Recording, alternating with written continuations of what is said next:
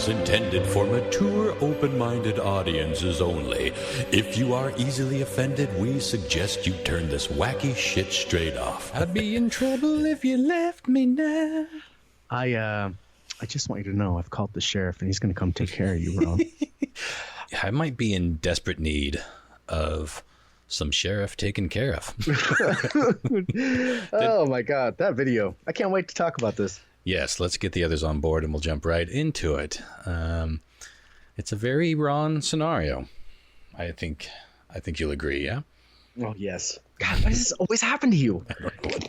I don't know. Very strange, semi-useless stories I collect, but entertaining to a point. Not amazing. They're never amazing, but they do entertain. So, and this time I have evidence. If you need me. What's the snizzle, my nizzles? Oh, there's Fuck, some. man. There's some This is snizzles. a question. This is a question more for John, Mark, and Lyle. But is anyone else playing The Last of Us 2? Oh, I've already watched the. Don't have a PS4. Fuck, man. It punches it right in the feels pretty quick. All the guys die. Hey, Wow. hey, listen. I'm only like 2 hours in. Spoiler, McGee. Chill the fuck out. Spoiler McGee. Mm-hmm. All right. Damn. Yeah, it is kind of funny that you Seriously. can spoil video games now, right? Oh God. Well, these are different. These are different types of games too. These are majorly story driven. Yeah, they're cinematic. Ancient Pac-Man, man. This is the real deal.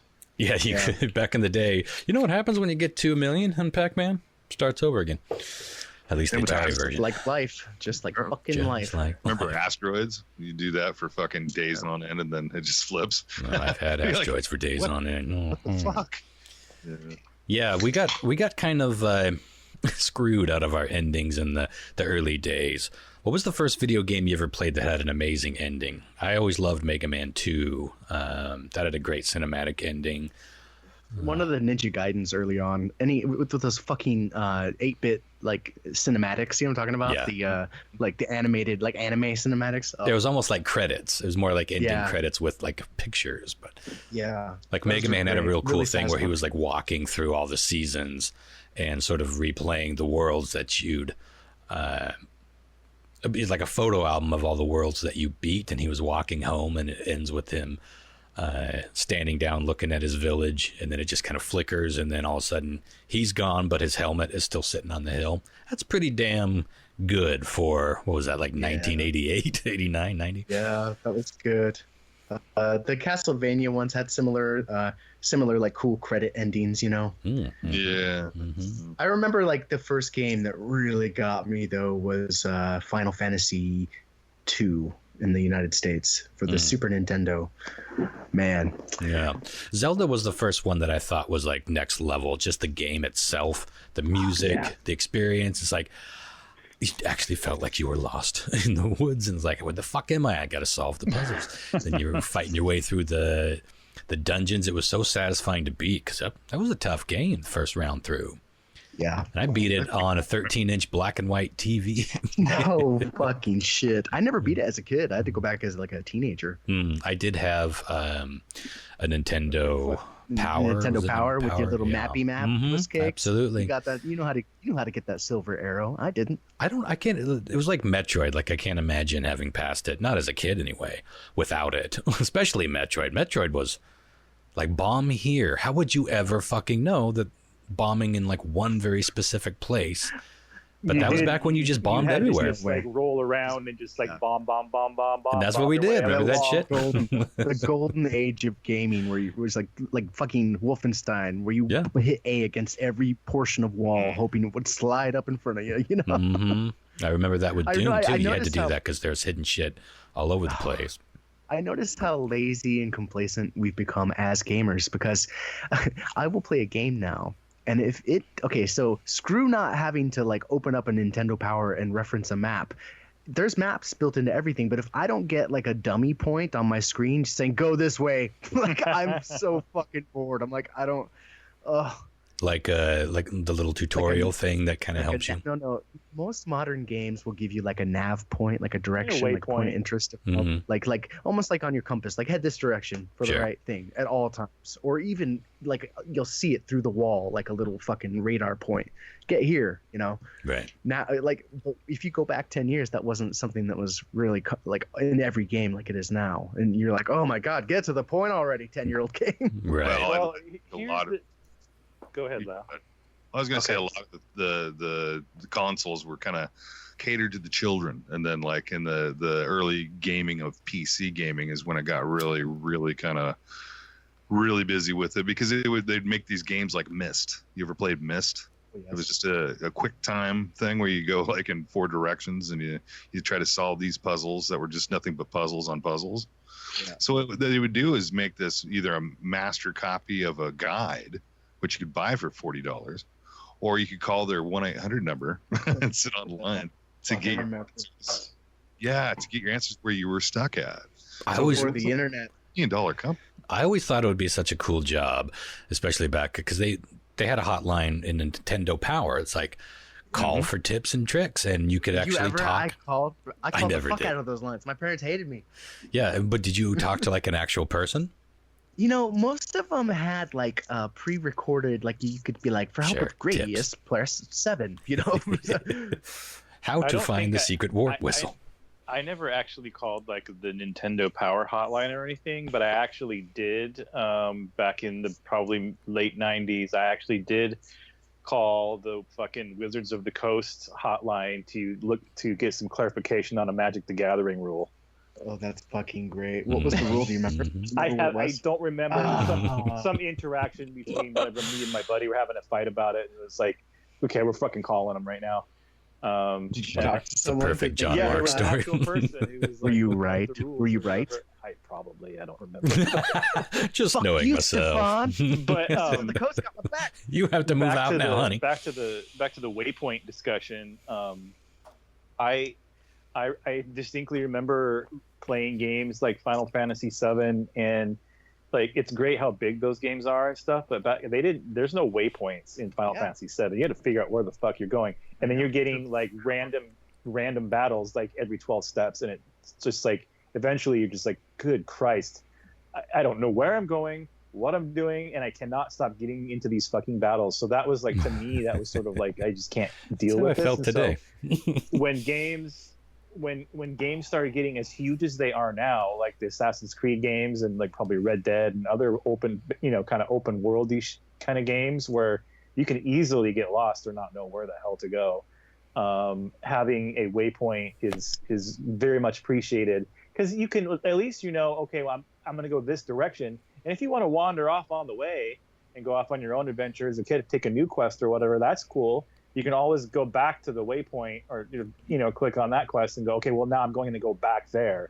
But Oh. You mean instead of fast being travel. lost for like fucking days. Yeah, give me fast travel or give me death too. I gotta have fast travel. One of the most games I own is a game called Skyrim. I own like probably 7 or 8 copies of it. Oh yeah. Just I have it for PC, I got it for PlayStation, I got it for Xbox, I got it in VR, whatever. But that game is like so immersive that it's such an open world that you need waypoints. Such a different Don't- experience every time you play it.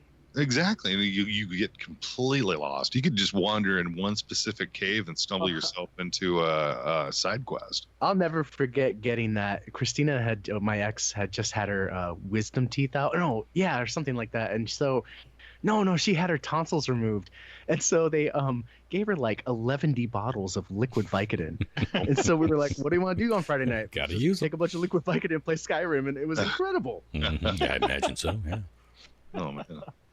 Well, speaking of side quests, I had a brief side quest today when my quest was simple enough. I had just a few items I needed down at Fred Meyer, and I do realize that a lot of my stories involve Fred Meyer. What are you going to do?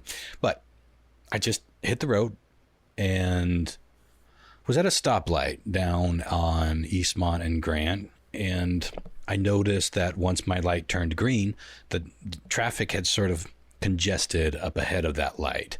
And so I just slowed behind it, and it was basically at a standstill, and I was kind of sitting there waiting for it to pick up. I feel like someone was like easing their way in or out of a turn lane, and someone was waiting for him. That's what it seemed like. And I looked up at the guy in front of me, and it seemed like he was like staring at me in the rear view mirror, and I was like, whatever. He's making sure that, you know, traffic is stopped. He doesn't want to get rear-ended. I got it, but I'm alert and stopped. And then he starts eking down the road really slowly and slower and slower. And then he turns his hazards on and starts doing the like 3 miles an hour thing. And I'm like, hey, what's going on? And then I peek around. At what point are you reaching for your phone like something's happening? It's pretty quick. Well, I looked around him to see if, you know, my car was a little taller than his, so it didn't look like there was anybody in front of him, and I could see through I was like, all right, well, I don't know, maybe he's having car trouble or something. So I get into the right lane and do, you know, to go past him, and he does the old speed back up thing, and I'm like, okay, here we go. And I was like, what the fuck is this guy's problem? And I look over at him, but he races ahead. It's like, I need in the lane that he's in to go to the store. So I get back in the lane behind him. Immediately he hits his brakes, almost slams on his brakes, then puts them back in on the flashers and continues to go down the road 3 miles an hour. If that fast. It was almost stopped. And people were You like, weren't like tailgating this guy. no, You're not a tailgater. I'm not a tailgater. I'm not an aggressive driver. I wasn't even immediately behind him. He was You know what it stopped is, before Ron? I caught up to him. You just have that look about you. I just have that troublemaker look, like I'm out looking for a tailgating the old man, tomfoolery. old white man, I could see it. Mm-hmm. He's like, he's got them sideburns. He's trouble. Those were troublesome in the 70s, and they're even more so the devil's business in the 1990s. Wait, what time is it?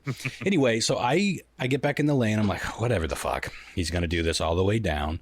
And, of course, you know, in these scenarios, there's nary a cop in sight ever. Just drive by and like, what the fuck is that guy doing?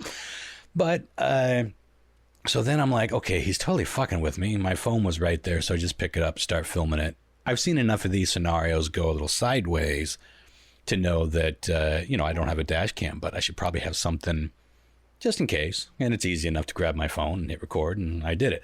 He noticed me recording him, and then he picks up his phone, that old bit, and then he holds it up, and he like waves it like, I got one of those too. I'm like, oh, Jesus Christ, this is Captain Cliche up here, but I'm just trying to get to the grocery store, and I'm filming in case he does anything crazy, like try to slam on his brakes, or, you know, I get pulled over for, or whatever. And I'm just filming him and driving and just trying to get down the store. And he keeps fucking looking at me, and then his phone is a flip phone, by the way. So I know he ain't recording back, but then he looks like he calls somebody. And then possibly he could. It would just be really shitty. he could, yeah. It could be one of those like I got Motorola. this 1 megapixel video of you. Looks Yeah? like you in the bathtub on my phone, I'm sure. Yeah, You're a black squatch. You know? I probably have a jack off video in 8-bit somewhere from my old Motorola. Hopefully I deleted that when I turned it back into the Wenatchee World when I got laid off. But anywho, so this goes on. This isn't that long of a drive. Like, there are 2 lights.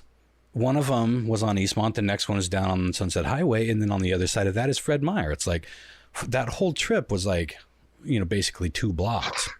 And I'm like, oh, God, just fucking. I kept waiting for him to just get in the other lane to lose interest. But these motherfuckers never lose interest. They've got a project now, and they're going to stick with you. So he goes all the way through, and he purposefully misses the light. It's green. He just stops, puts his hazards on again. That's his shtick. And so I'm like, motherfucker, people behind me are honking because we're not going, and they can see that the intersection is perfectly clear. And it's a long light. That's one of the longest lights in town. So when you miss that cycle, it's irritating. And he purposely made us miss it twice. Just sitting there with his hazards on. I almost got out of the car at that point, and I was like, what the fuck are you doing? Just go. What are you doing? Like, I'm not fucking with you. Why are you fucking with me? Go through the god. Like, the balls for someone to just do that is so fucking foreign to me. Like, they think they just have the right to just sit there and violate every road law for no fucking reason. I don't know why. So, I'm like, if you had to guess, what was it? That, I mean, you had to have like done something that he found offensive. Or the only thing I can right? think of is that he thought that I was riding his ass. Like, he looked up and saw that I was coming in too hot, even though I wasn't. I don't know. That's the only thing I can guess. He wasn't even on my radar until I realized that traffic had stopped. But it turns out traffic hadn't stopped at all. He saw me coming through the light and he just stopped. He's just fucking with me. I have no idea. I don't know if he thought I was somebody else. I don't know if he thought I cut him off earlier and I didn't notice. I'm a good driver. I'm pretty attentive. I don't think anything happened at all. I think he's just being an old dickhead. Typically, these kinds of people are somewhat delusional, and like they'll make shit up. Take umbrage at some fake thing that didn't happen, but in their mind something happened, and they will respond accordingly to how they think that they should respond for you in their mind, slighting them somehow. They do it all over the place to everybody. Right. And he's a loser, so he's got all day to do this, apparently. So anyway, we finally get down to Fred Meyer, and all the way down, once you go through that light, you still have to go down through the driveway, and he stops right at the driveway, puts his fucking hazards back on. People are honking like crazy at this point because they see what's happening.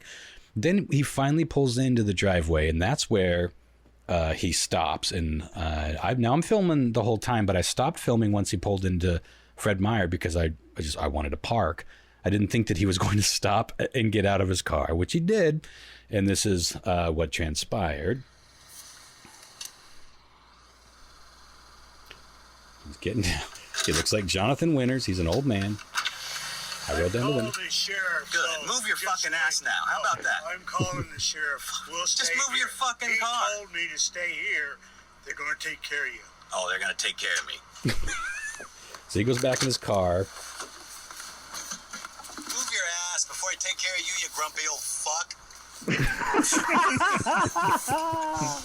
yelled that, I guess. And then I end it with, I shouldn't have yelled that, I guess. Now, Hey, why not? Let me play it one more time, and I'm going to tell you bit for bit. So he's getting out of this car. He looks a lot like Jonathan Winters, roly-poly, typically old grandpa. I've called the sheriff. Good. So Move your just fucking ass now. How about that? I'm calling the sheriff. We'll Just stay move here. your fucking he car. He told me to stay here.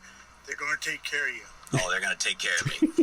Now, he left me just enough room to get around him. So as I yell this, I'm Move passing your him. ass before I take care of you, you grumpy old fuck. Yelled that, I guess.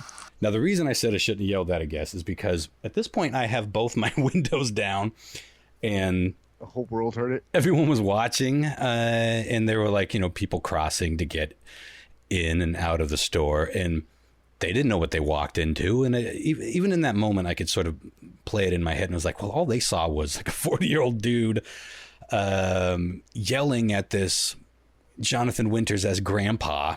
Looks like everyone's grandpa in a fucking sweater. I'll take care of you, you grumpy old fuck. And then passing him and then speeding off at 3 miles per. And then I just go to park. And he did not like that I wasn't going. He expected me to sit there blocking the entire. He's in the middle of the fucking road. No one can get into the store right now. They're backed up in the road because this fuck was just going to sit there until the sheriff. And by the way, what is it with old people and sheriffs? You ain't calling the sheriff. We elect sheriffs. He's not like, what, you got a fucking direct hotline? Maybe if he's your son or grandson. But it's like, the fucking sheriff. Who do you think's showing up? Andy Griffith to teach me a thing or two? Anyway, so I pass him and I'm like, all right, well, he's just going to follow me and park wherever I park.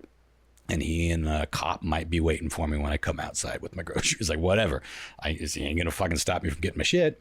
So, but I look in the mirror and I see him, like his fucking face is like a tomato at this point. It's just like, huffing and puffing. He's like, ooh, how dare you? I had you fair and square. And then immediately some pedestrians crossed the road. He was still waiting for you?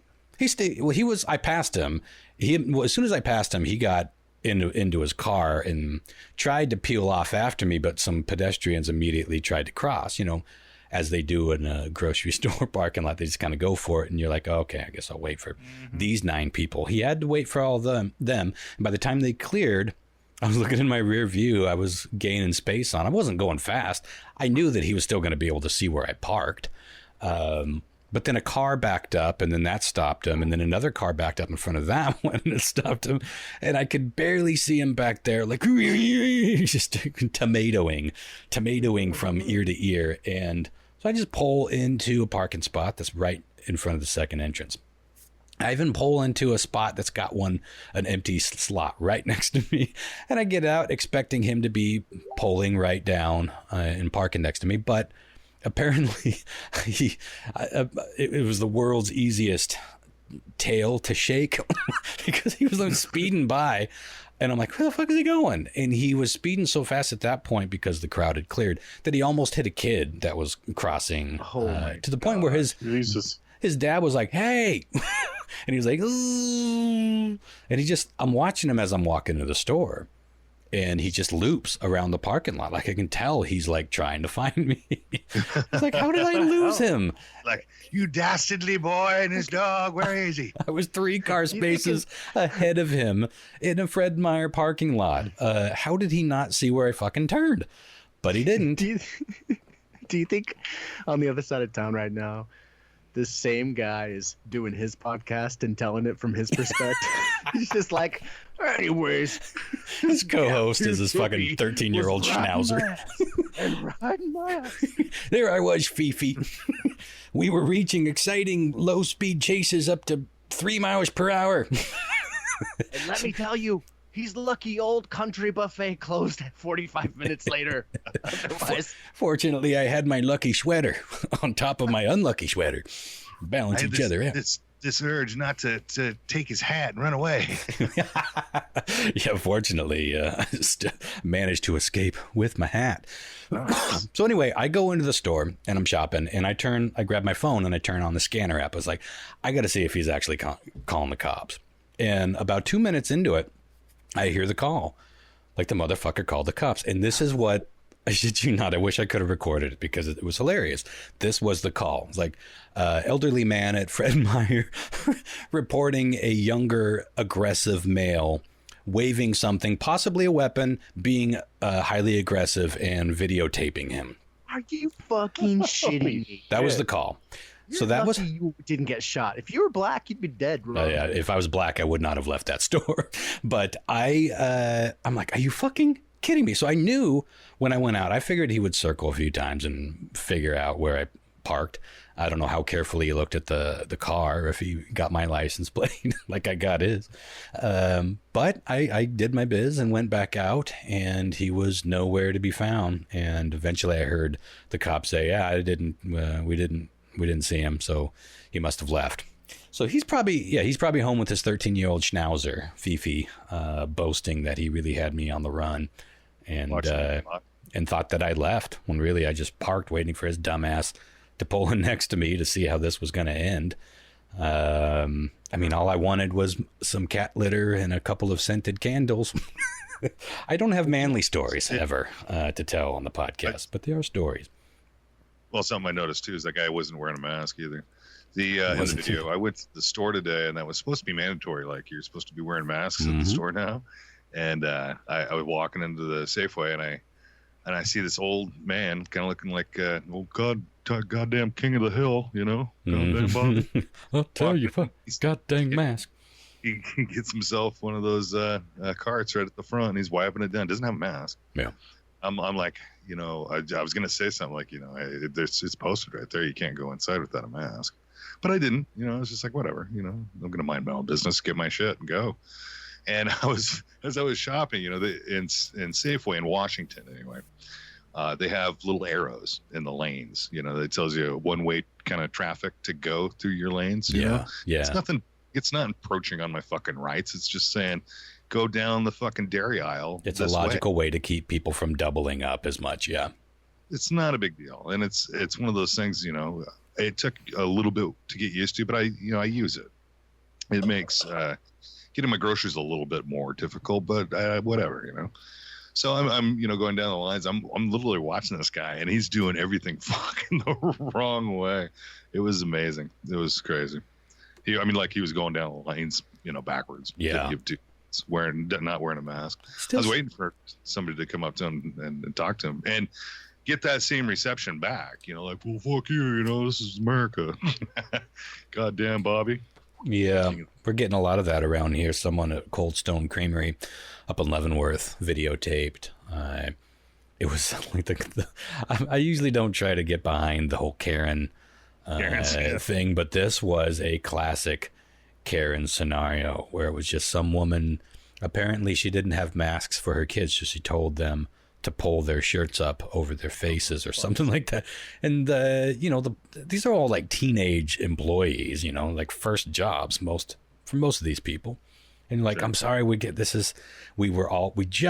to imagine they just came out of training being told we have to stick to this. We're getting a chance to save our fucking business. We have to follow these rules. We want to make sure everyone is following them by the book. So they were just doing what they were told to do. Now maybe one of them was giving a little more flair than she needed to do, but this lady was just going on and on. You can find the, God, maybe I should find it real quick and play it. You guys can weigh in on it because you can hear. I've seen it. Oh yeah, this fucking mask thing, man. I'm telling you, it just never stops blowing my mind how big of a deal this is to some butt fucks. And I'm sure this old guy's one of them. I bet if he did go in, he probably wasn't even going to Fred Meyer. If I would have got in the other lane to go across the bridge into downtown Wenatchee, he probably would have gone to downtown Wenatchee. These people just do that. They dedicate their whole, like he had a project, and old people do kind of fuck with me. If it isn't young ruffians stealing my hat, it's old fucks brake checking me. I don't get what's going on in my life. I'm a pretty passive guy. I get pissy. I mean, you could hear it in my voice. I was fucking pissed. That's another thing that occurred to me. It's like, why is this pissing me? Like I could feel my blood pressure raising. Like I wanted to fucking hit him. And I was like, why? Normally this would irritate me, but not like make me this angry. But I was processing it on the drive home. Once I got my scented candles, I knew that things were going to be aromatic therapy. It's because he was being completely irrational, and you didn't have any idea what his reasoning was. So it's like, why? He was, but also I think we're all kind of out of shape in a lot of ways. And I remember before I started working at Radar Station, like little things used to stress me out a lot. And Radar Station was like this beautiful recalibration tool in that it was such a huge stressful endeavor that it shrunk so many of the other things that used to freak me out. It was like, I can't believe I used to get stressed when I did this or had to do these little things or go on the radio or whatever. None of that seems like a big deal compared to what I have to do every fucking day to keep this place running and dealing with, the people coming to perform and the licenses and all this. Like it just recalibrated me and made me sort of tougher for all those other little things. I think where I'm at now is the complete opposite, where I'm not only physically soft, I think that I'm like mentally soft, like I'm emotionally soft. And when the littlest stupid thing happened, it ramped me up more than it normally would. Does that make sense? I feel like you can get out of shape in all the ways. And I think I'm like emotionally soft right now. I haven't had to deal with anything. Okay, let me play this. Well, here's a news article. Maybe they posted the video because it's kind of useless without the video. A lot of the like I would say 6 out of 10 of the Karen videos, you can tell that they what am I trying to say? They have a excuse, and it's like usually because they have a doctor's note or something saying they can't wear a mask because they have asthma or something silly. Oh my God! Have you seen these cards that people were posting? I wear a mask all the time. So these cards that are like, I am exempt from having to wear a mask because of my ADA requirements. And they're all fake. And they're all fake. And there's typos in them. Like, they like poses, they spelled as possess. It's like, what fucking gonard typed this up at 3 a.m. Like, here's the thing, folks. Let's be patriots. Just download this, laminate it. They can't do it.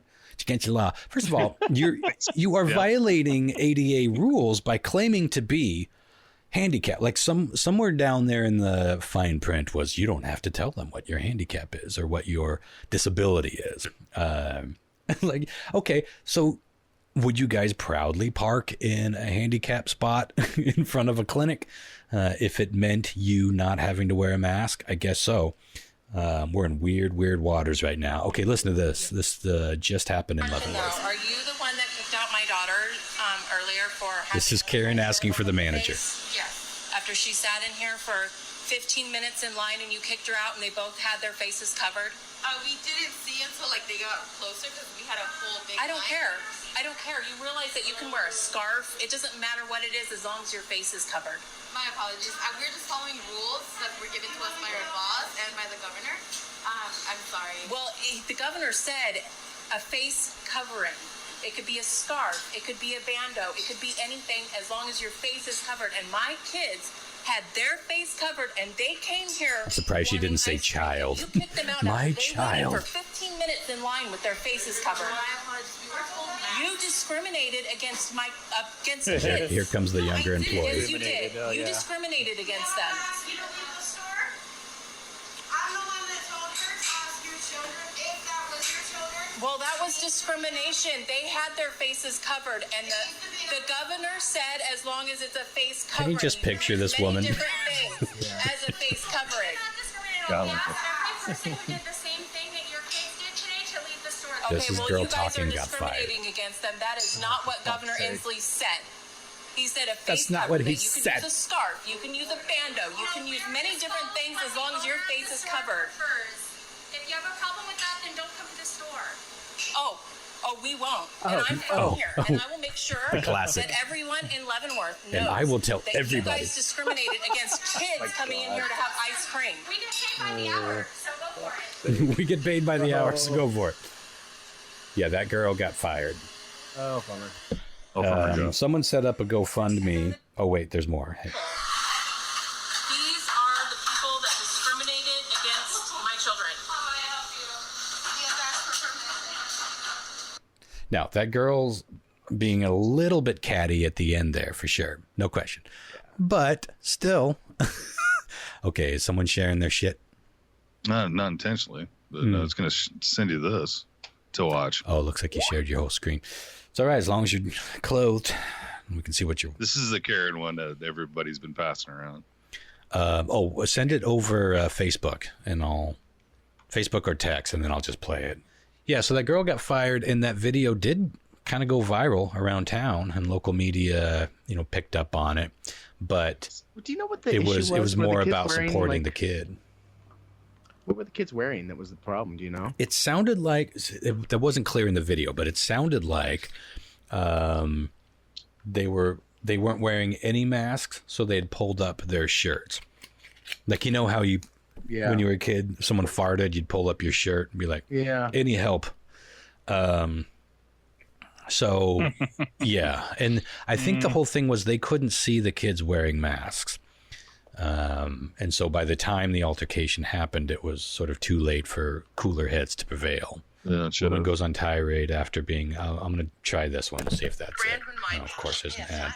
Yeah, that's the thing. I saw one at Costco like a month ago, because Costco was the first one to say we're gonna demand it. And I went out that Friday and to Fred Meyer. It's the only place I'm going these days. And Wait, yeah. it was 99% masked. There were two people there unmasked. And I just kept thinking, I wonder what they think they look like to us. They must think that they look tougher or smarter or just, they're not a sheeple.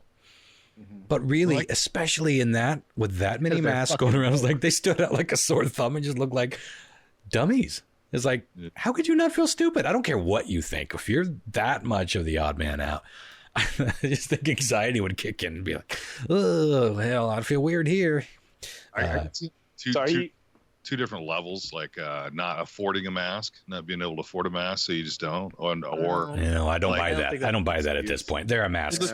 Like you could use a everywhere. bandana. I mean, you could use anything. Exactly. From Yeah. That's what I'm talking about. There, you can find a way. If you are going into a store to buy something, you have the means to get a mask on your face. I'm sorry. And almost every place is providing them at this point, because that was what the governor said. Is like, you need to have at least a small stack of, the disposable kinds of masks. And everywhere I've been, there's someone at the door to, one, see that you're wearing a mask, and two, offer you a complimentary mask if you didn't bring one. Okay, let me go ahead and play this one. Looks like it's this one's part of a news clip. Eyewitness News reporter Amy Powell is there live with more on the video, and she spoke to customers.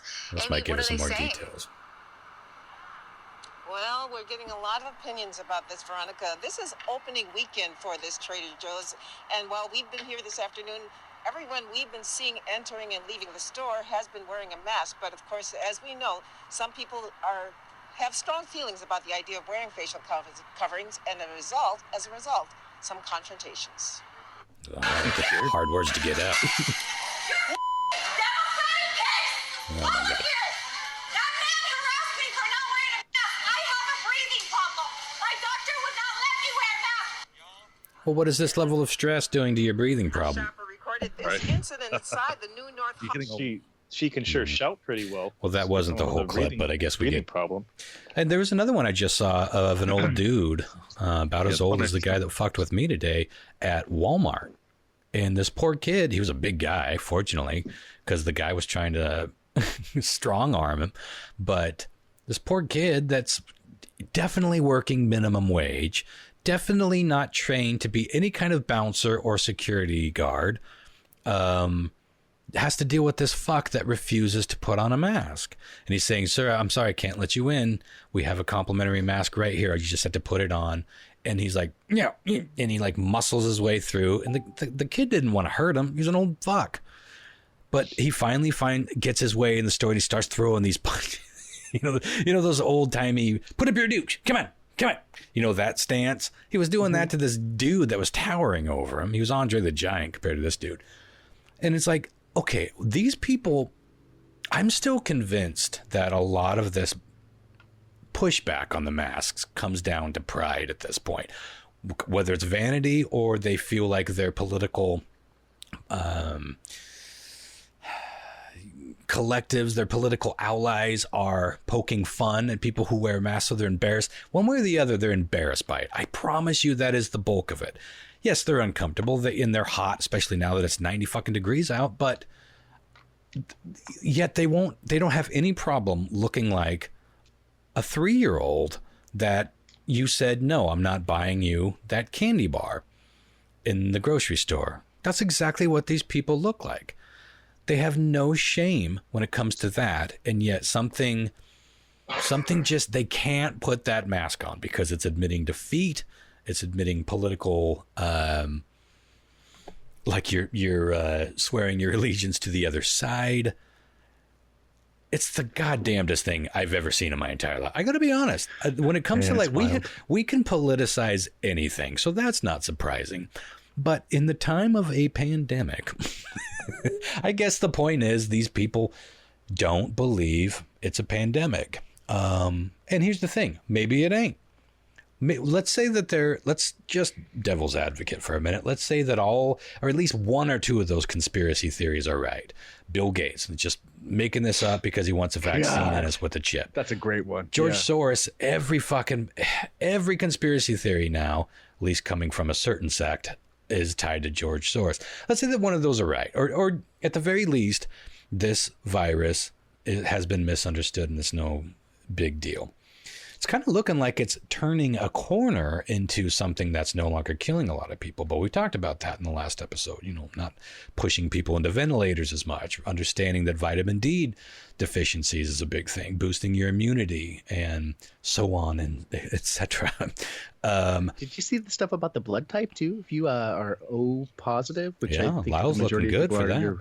You're much better off. Yeah, Strange, huh? it's almost nobody with anything O is getting sick. I think A positive is the worst for this one. Anyway, let's say that any of those are right. You still like that doesn't explain this level of irrational behavior for just wearing the mask is like, this is not fucking your life up. Someone put a genius meme up the other day. I think it was the Schrodinger's mask, where it's like, we have this mask. It's made and it's made of a material that's so thin that it doesn't keep COVID in or out. And yet it also is so thick that it will cause death from exposing you to too high of levels of or too low levels of oxygen and carbon dioxide, something like that. And it's like, that's funny how I never thought about that angle of it. Like, they're saying both. They're saying that this doesn't do anything to keep in or keep out the virus. And yet people are dropping dead from, I don't know what, I can't remember what the lung disease is. Like, first of all, we have lots of people who have been working 10-hour days with these masks on constantly. Are they falling over from lung issues? The fuck out of here with the lung. Not to mention mask surgeons stuff. and nurses have been wearing masks for how long now? Yeah. And part of their doing job major shifts. Can you imagine the stress and the breathing and all that? Yeah, go ahead. When you're venting through houses and stuff, you got to wear masks, and you wear them for 12 hours. We have a day. been wearing Stuff masks forever, but all of a sudden we've politicized it, and now everyone's a fucking expert. One of my favorite things I saw, and you may have seen this, it's been making its rounds on Facebook, but there's I think it's a consignment store that has a sign up that says masks required. If you want to debate the efficiency of masks, we can do that after things settle down and you come in to sell your grandmother's clothes. Ooh, that's brilliant. Yeah, it's pretty great. And Something funny that's been and pissing me off I see is people that wear their masks with their nose exposed. Oh yeah. That is incredibly widespread. Well, my question is so I for a while there I was seeing a lot of people that would be, this was before the mandatory mask usage thing came to be, but most people were kind of complying anyways. But I would be at the store and I would see people in there, either people just at the store shopping or like say a beer delivery driver or something like that, bread delivery guy, and they have their mask just dangling off one ear. Yeah, it's not even covering anything. Is that some kind of is that a message? Is that a symbol? Is that supposed to be saying something? Or I think it's them saying, "Yeah, I'll follow you to the law. I'm wearing a mask." Point it out to me that I'm not following the law. I think that's what a lot of that is. Now you gotta concede that there are going to be some times, especially maybe with jobs like that, where they're like, it's on and off and on and off all day. Most of us, when we bundle up when we go into a store or certain, like a business meeting or whatever, and then we take it off. But jobs like that, they got to be taking it on and putting it on. So maybe they forget that they got. This is a young, fit guy, just like kind of like putting bread on the shelf. Yeah, it's like there's no fucking reason for him to when they're not on duty. on, that needs to be something that snaps in automatically at this point. So I don't know. I was just wondering. Wouldn't you feel naked? Seeing that, or if you there was a meme I've seen. It was hilarious. It's like to wear your mask proper, and it shows like somebody wearing their masks with their nose showing, and then like a pair of underwear with somebody with their dick out of the front. It's the perfect like, analogy. Well, it's the same difference, you know what I mean? Mm-hmm. Yeah. So before we get moving on too far, I have my own story about like weird, like what the fuck kind of on the road type of deal. Yeah, go for it. So it was yesterday. I was driving back home from an appointment, and I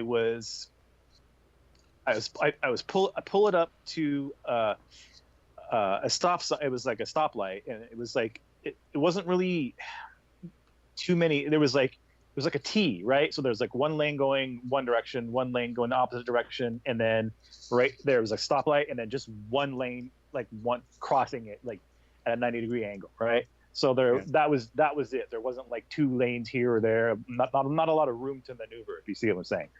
Okay. And directly in front of me was a semi truck, and he was signaling, and he was like swooping out to the left and signaling that he was going to turn right. So they make those big right turns, like wide right turns.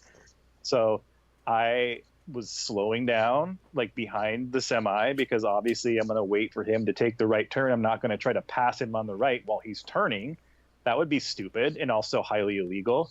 I'm not going to pass him on the left because he's half in the middle of both lanes because he's making his wide right turn, right? That's like, what would you do? You would just be behind the truck, wait for him to go. So there's a fucking Tahoe behind me who honks at me. And I'm like, okay, I'm not going to get squashed by the semi or go into oncoming traffic, so I'm not moving. You know, was moving. It wasn't like we were stopped or anything. I was just waiting for the truck to turn. He honks at me, and I make the shrug symbol, like put my hand up and go, what? You know, and then I point at the truck, and then I go, what? Again? You know, like, what do you want me to do? So the truck turns. I continue driving. Speed limit was 35, and I'm going about 38, I'd say. Tahoe guy passes me aggressively. Tahoes only pass you aggressively. And gets up to the light, stops, you know, and then I'm behind him. So I'm behind him for several blocks because he's going the exact same direction as me. And I'm just like thinking to myself, where are you going that you're in such a hurry, buddy? You know what I mean? Yeah. And that it's so important for you to try to like honk at people who don't want to, you know, get in an accident and, you know, do illegal stuff on the road, and you have to pass them when they're actually going over the speed limit. So he gets ahead of me, and I see him take a right turn and park in front of a apartment complex. So it wasn't like he was going to the doctor or he was going to, you know what I mean? It was got to get home to Netflix. Well, that's how it is with everybody. No one's ever really going anywhere most times. It just amazed me. I was like, really? Like, just what really amazed me was the fact that I was, you know, doing what you're supposed to do on the road. It wasn't like I was like spacing out at a green light or, you know what I mean? It was just like, he must have been fucking high or something, or just an asshole. I don't know. A lot of people are going through a shit ton of stress because they haven't worked in months. Well, sure, but I mean, it's barely enough to pay the bills. Don't stress out when you're driving and someone else is driving perfectly legally, and you know, but you know, for all the years that I've drove in my life, I've noticed that the last 3 months that there's just a fucking huge amount of fucking road rage. And just I've noticed that too. Right out beside my window, just sitting out, smoking a cigar in my yard, just noticing it going by. I live on right downtown in the middle of East Wenatchee, so it's like I hear traffic go by all the time. And what we all need to do is find, and I had a little epiphany on the front porch drinking my coffee in the morning. I was stressed out, you know. I'm like, why can't I relax, you know? And I thought to myself, like, if I had my guitar, my acoustic, and I was sitting on my front porch and I was drinking a cup of coffee and I had a river looking at, you know, not hearing a Mazda 626 with the freaking big old with the fart muffler on it. You know, going by all the time, I would probably get a lot more done. Yeah. You know what I'm saying? I would probably get a few records made, and I would be a lot more relaxed and peaceful, you know? Yeah. Well, Venus is in retro, Mark. I think that's how that goes. I'm not exactly an astrologist, but astrologer. Yeah, it's I'm telling you, we're pent up, and I can understand that to a degree. The other thing is, we're still places are starting to open up a little bit, but we're still not really able to be with people and be out and about. So our drives to and fro are kind of our entire social worlds right now. So I think you're seeing all of that being funneled, all those emotions and all of those attempts at attracting, you know, people you want to attract, attempts at starting shit, working off some steam. I think all those things are being lived out in the car right now because that's as close as we have to a normal society. When you're in your car and you're driving, that's as normal as life feels right now. It's when you get out of it that everything's like, oh yeah, this is still bullshit town. I was able to actually get my hair cut. First time in 3 months. That was nice today. Yeah. Have you guys been following Chop at all? Yeah, I can't believe you got up to watch it. This has been the weirdest fucking thing. Okay, so I don't remember when we last talked, but I think it was after that shooting. Wasn't I talking about watching that first shooting About 2 weeks. in Chop happen live? I have somehow managed to see every crazy thing live. And at this point, there have been 3 or 4 shootings, 2 deaths. Well, we didn't talk, I think, on the point where whoever was leading the place, I guess, piled in with a bunch of guns in the back of his car and was handing them out to people. Yeah, no one's truly leading the place, but a bunch of people have claimed to leave it. The guy that was handing out guns was Raz Simone, who's a well-known rapper in Seattle, and he was handing out not AK-47s. What are the ones that everyone talks about? AR-15s. He was handing them out to people. That's expensive. That was on camera. That was part of the security of Chop. Now, whatever you thought about this place or about this movement, I'm not talking about the Black Lives Matter movement because they denounced Chop almost immediately. I'm talking about this specific movement, this sit-in occupation. We're going to set up this utopia, which is any words that make you less confident. We're going to build a utopia. But for a couple of nights, it was kind of cool. They had an art gallery. They had vendors. They had people handing out food, and they set up their little movie theater. They set up a free library. They had planted gardens. They had tents over in Cal Anderson Park, and they had set up and this was after they chased off the cops, and they just left the Eastern Precinct. So for the last month or so, they've had free run of this place. And these shootings that have happened, what was the first one to die was, spacing his first name. It was Anderson was his last name. He was 19 years old. And it was a drive-by shooting, and a couple people got shot that night. And he died. After that, there was a lot of people hanging out at Chop. Like they really wanted to, they had the hipsters, they had the artists, and they had people that weren't necessarily like activists. They had people that weren't black. They had a lot of people that were rooting for this thing and wanted to be a part of it. And you can comment on whatever those motives were. But the point is, there was a lot of people there for a while. After that shooting, which I watched happen, I mean, there's no footage of the shooting, which that's part of my problem. Like, there are cameras every fucking where, man, everywhere in this place. And no one caught that shooting on camera. But regardless, this guy was dead. My question is like, so Chop is a 6x6 block part of Seattle, yeah? Seems about right, yeah. It was just a small section, yeah. Well, didn't they commandeer buildings or people? No, not really. No, they never really went inside anywhere. In fact, they claimed that they were protecting the precinct because they thought that the reason the cops left, and this might be true, that the cops just abandoned it, that they wanted to sort of set them up and let them burn it down. So then they could come in and like with the wrath of all the thunder, So they didn't destroy that. They didn't even really enter the building. Someone might have climbed in there and done some tomfoolery, but they pretty much set up this perimeter around there. But going back to your point, like no one has been leading this thing. No one's really been leading this. The communication, it was clear from early on that the communication was almost nil. There were people in one interview that would say something, and the next interview would be completely of the polar opposite. You had so many different factions coming together. And in these kinds of situations, you will always have the opportunistic kinds of people that prey on these kinds of situations. And you had some gang banger elements coming in. That's what all the people at Chop were saying happened with this first shooting.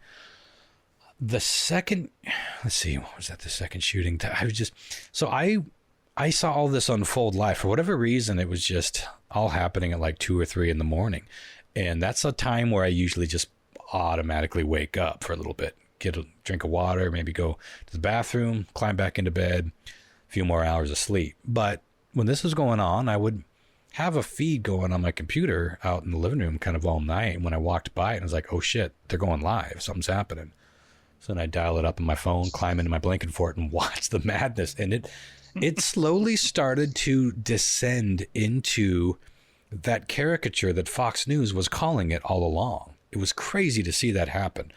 After that first shooting, they lost probably like 85% of their population. A lot of people packed up their tents like, fuck that. Someone died right there. His bloodstains still on the floor.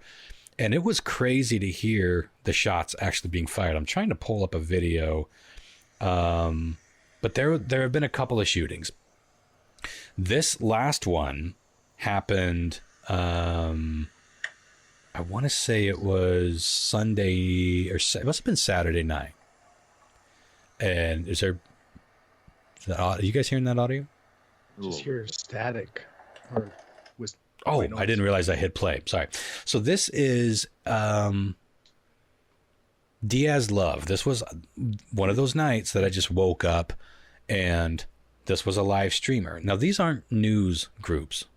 Media wasn't really allowed in to CHOP, but there were a couple of people that were just walking around with their cell phones. One of those was Amari Salisbury, who is part of Converge Media. And I have been watching his shit since, the Western Front, as they call it, the Western Barricade of the Eastern Precinct.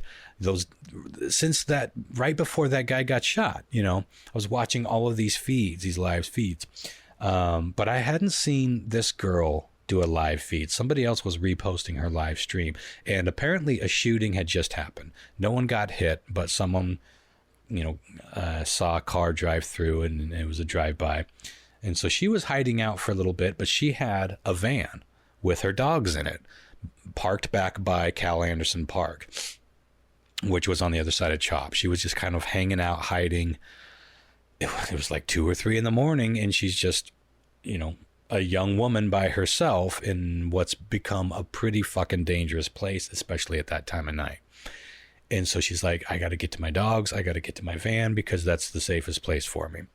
And so she made her way to her van. She let the dogs out. I don't know where exactly I am in this video. So bear with me.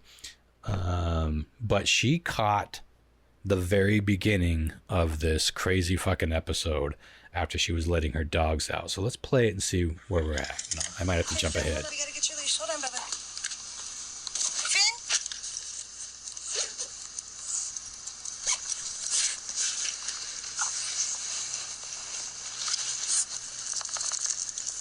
She's trying to let her dogs out to pee so she can climb back in the van and call her Is the other leash? a night. After a shooting had already occurred. Where is it? So she's a little ramped up. Finn? Finn?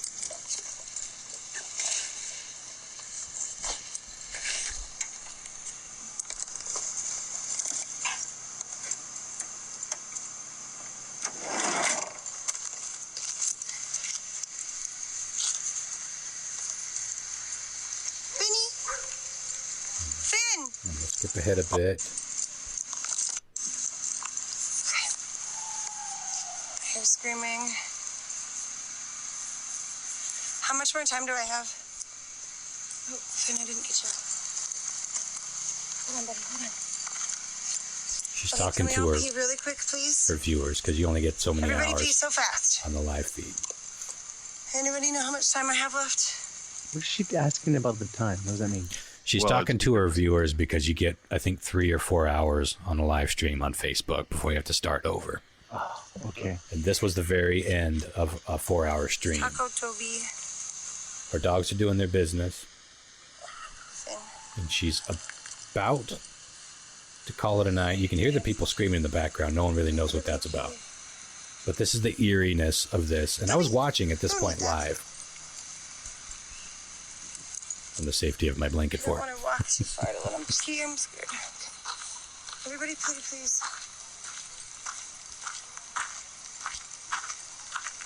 She's got 3 little dogs. Toby. Oh, good job. They're all taking their time peeing. She just wants to get back into that van. It's the van.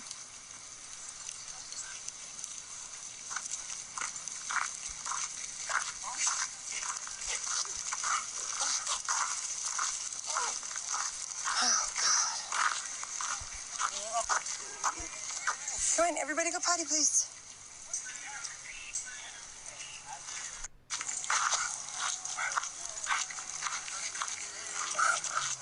Está bien, Toby. I'm starving. I do think I have a can of tuna. I need to put it in the comments, though.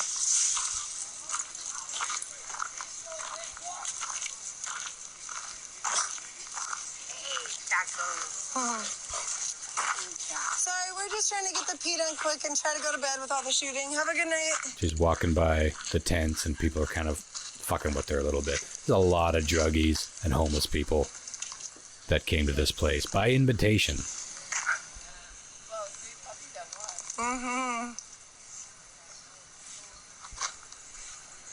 I'll trim some of this down. Like I said, I wasn't sure exactly where this happened, but it's Everybody poop, please. close to where it starts. Okay. If I must. If I have to. Okay, at some point, one of her dogs breaks free from the leash, I believe. What the hell happened? Shit. Oh no, it fucking broke. Okay, she's the one over the most. One of the leashes broke, so she's chasing her dog. Toby, Vin! Toby! Finn! I had a dog named Toby. Finn! Right here, Walk in! Sorry, I bud. believe is where it goes to shit.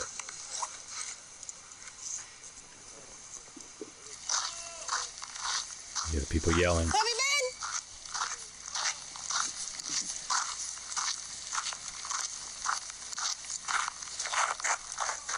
Toby, Vin! Get a leash, you fucking asshole. Fuck you! The leash just broke, dick!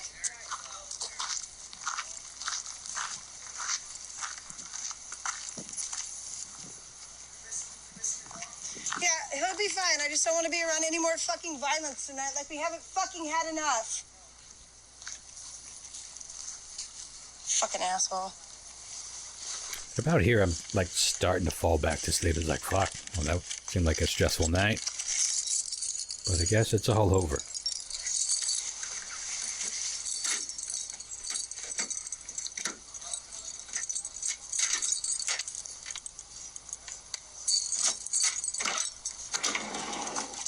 Hold on, Bubba. Sorry.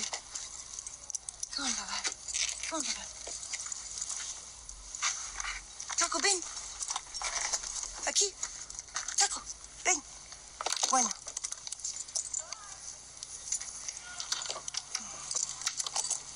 Now I gotta go back by a fucking screaming man. Go look for Toby. Awesome. So much fun. Who's this car? Who's this car? There goes the Jeep. Now listen. Toby, ven. Toby, ven.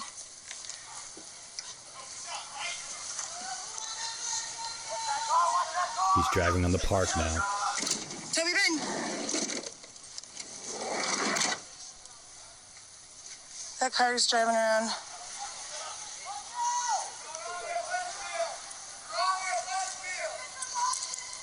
Where's he at? He's going to the field, AstroTurf. What do you do? There's a car driving around. Fuck, man, I was right next to him. Yeah, but what do you do? There's shots. Shots fired, I think. What type of shit they're drilling it for, dude? So this Okay, is I'm gonna save and restart. It looks like there's more shooting. I'm gonna save and restart. Follow me, follow me.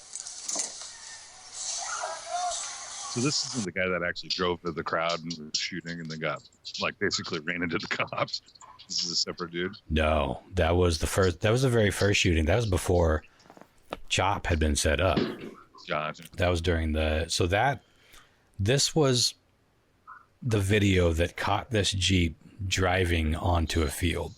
Then you started hearing shots fired. Her next video, which I'm going to try to pull up real quick, starts where that one leaves off, of course, and that's where you really start hearing the shooting.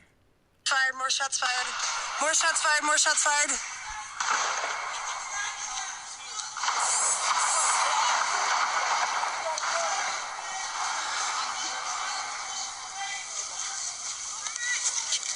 More shots fired, more shots fired. A car's been circling around, shooting more shots into tents. More shots fired, more shots fired.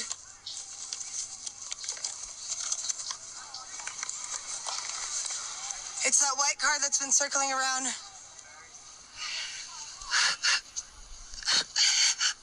Let's skip ahead a bit. She breaks down and then... Totally exposed. What are you ready? Show me where you are! Marty! Everyone's looking for their buddies. Making sure no one's shot.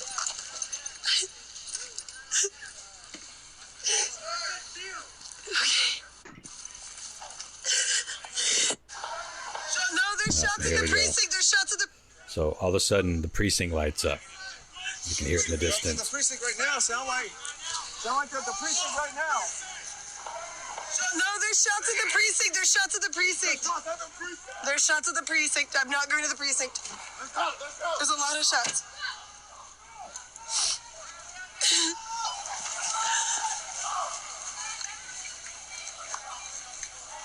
Crazy because this isn't a very big area. The shots are at the precinct. I don't want to go to the And precinct. the shots just go, listen to that. There's a lot of shots being fired.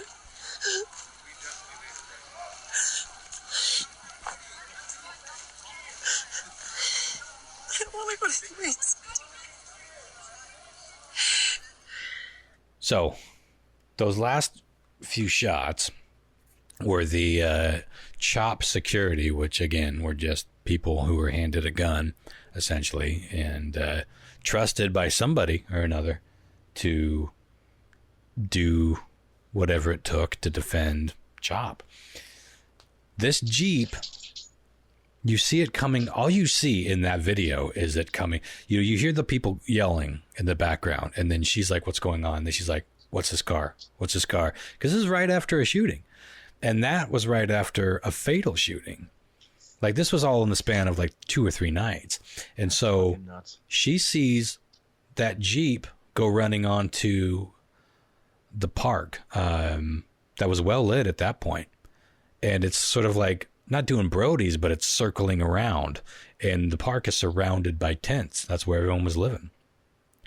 And she claimed that suddenly the Jeep, when the shots start firing, that the Jeep is firing into the tents, as you heard. Then at some point the Jeep leaves the park and makes its way back to the CHOP. But all these barriers are set up, as I mentioned before, and the car was trying to get out of CHOP, but it ran right into one of these cement barriers, and that's where the CHOP security unloaded into him. So by the time Omari from Converge Media was woken up, whose studio is right outside of where this happened, he's trying to get out to get footage, and everyone is running in. Like, they're trying to get into a studio to hide. There's just a very brief clip where he tried to go live, like, shit, it's going down, I got to go out and report. But that was a short clip because everyone was coming in and trying to seek refuge. And they're like, no, we can't let you all in. And then it just goes dead. That happened live. And I'm like, oh my God, what's going on? Then about 2 minutes later, there's another feed that starts and the shooting is done. And you see just people going crazy and people are holding guns. There's a lot of guns in CHOP. There were. And everyone's just like freaking out and they're ramped up and they're just pointing guns at everybody. Now, mind you, these aren't cops. There are no cops. These are just the people that live in CHOP. And then Omari from Converge Media walks up to the Jeep and it's shot to hell. It's like bullet riddled. The windows are shattered. There's nobody inside, but you see some blood-soaked seats. And then you see a couple of cars going, and somebody said, well, that's Raz taking one of the victims to a hospital. Again, Raz Simone, the locally famous rapper who was handing out guns at one point, claiming to be one of the leaders of CHOP.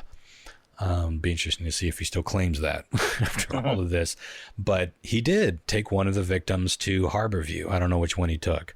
But one of them died. One of them probably died on the scene because it sounded like people were saying it looked like one of them was dead.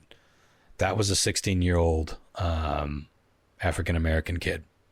God, that sucks. And the other victim, well, we don't know. Do you call him a victim at this point if they're a shooter? The other person who was wounded was a 14-year-old African-American kid. So they were both taken into Harborview. They were in the Jeep? Yeah. Mm-hmm. The They were the ones driving it. The 19-year-old was pronounced dead pretty much on arrival.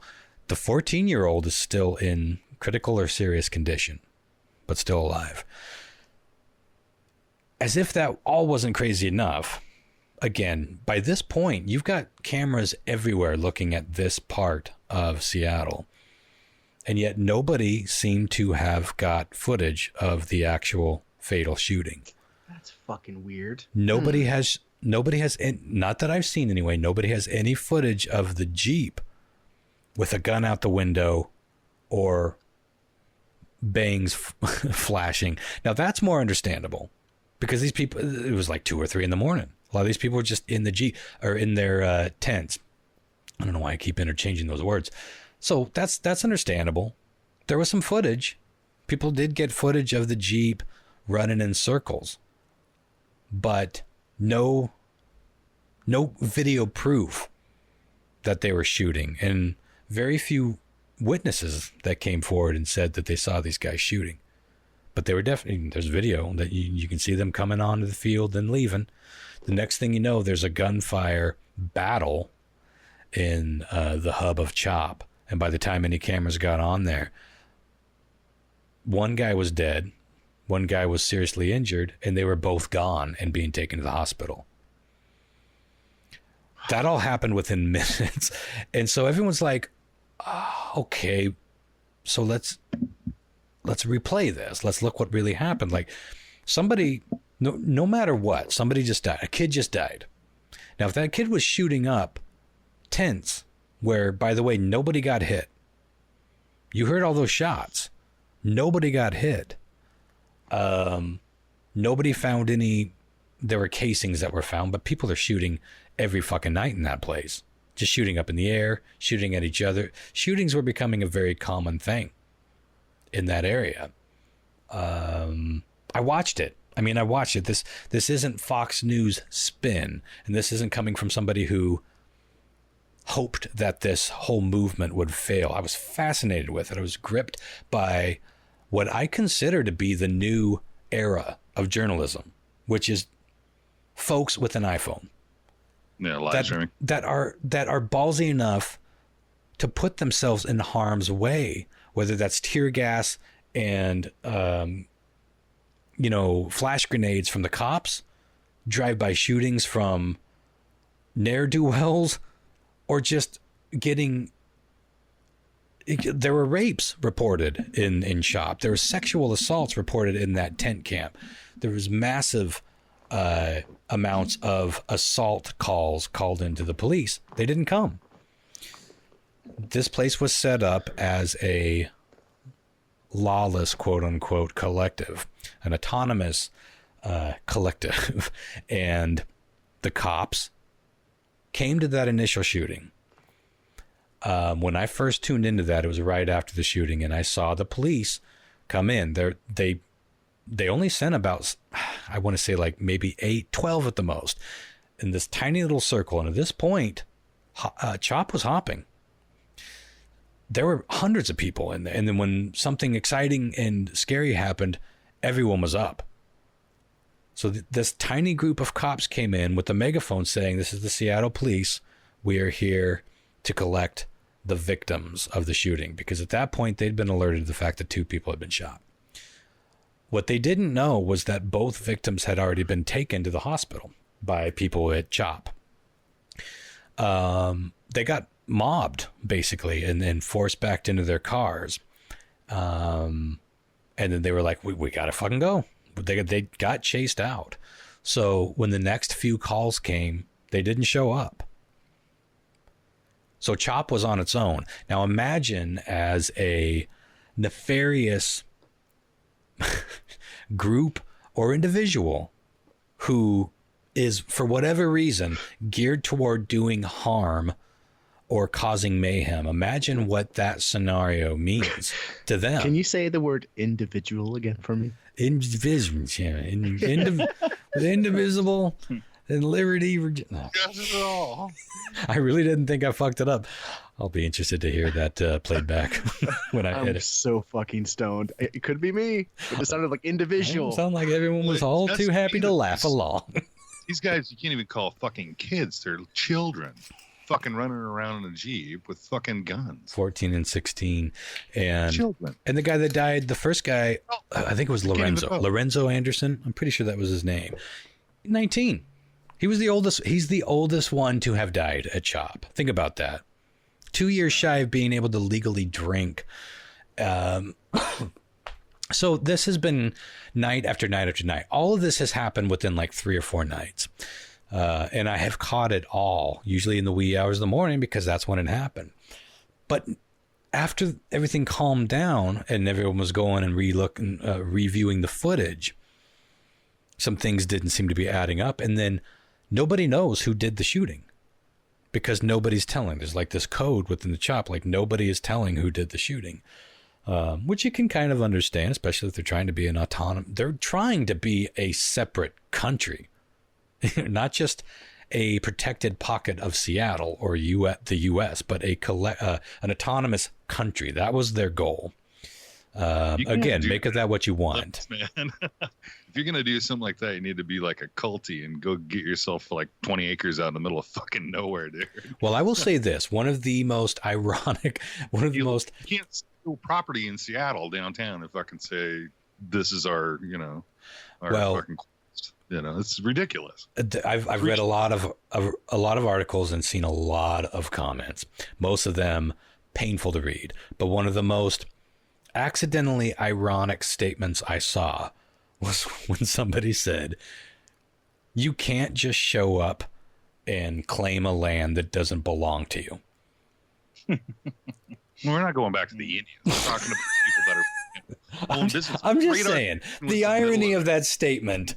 Wow. From an American, you got to at least ridiculous. You got to at least nod your hat to it a little bit, right? I mean, come on.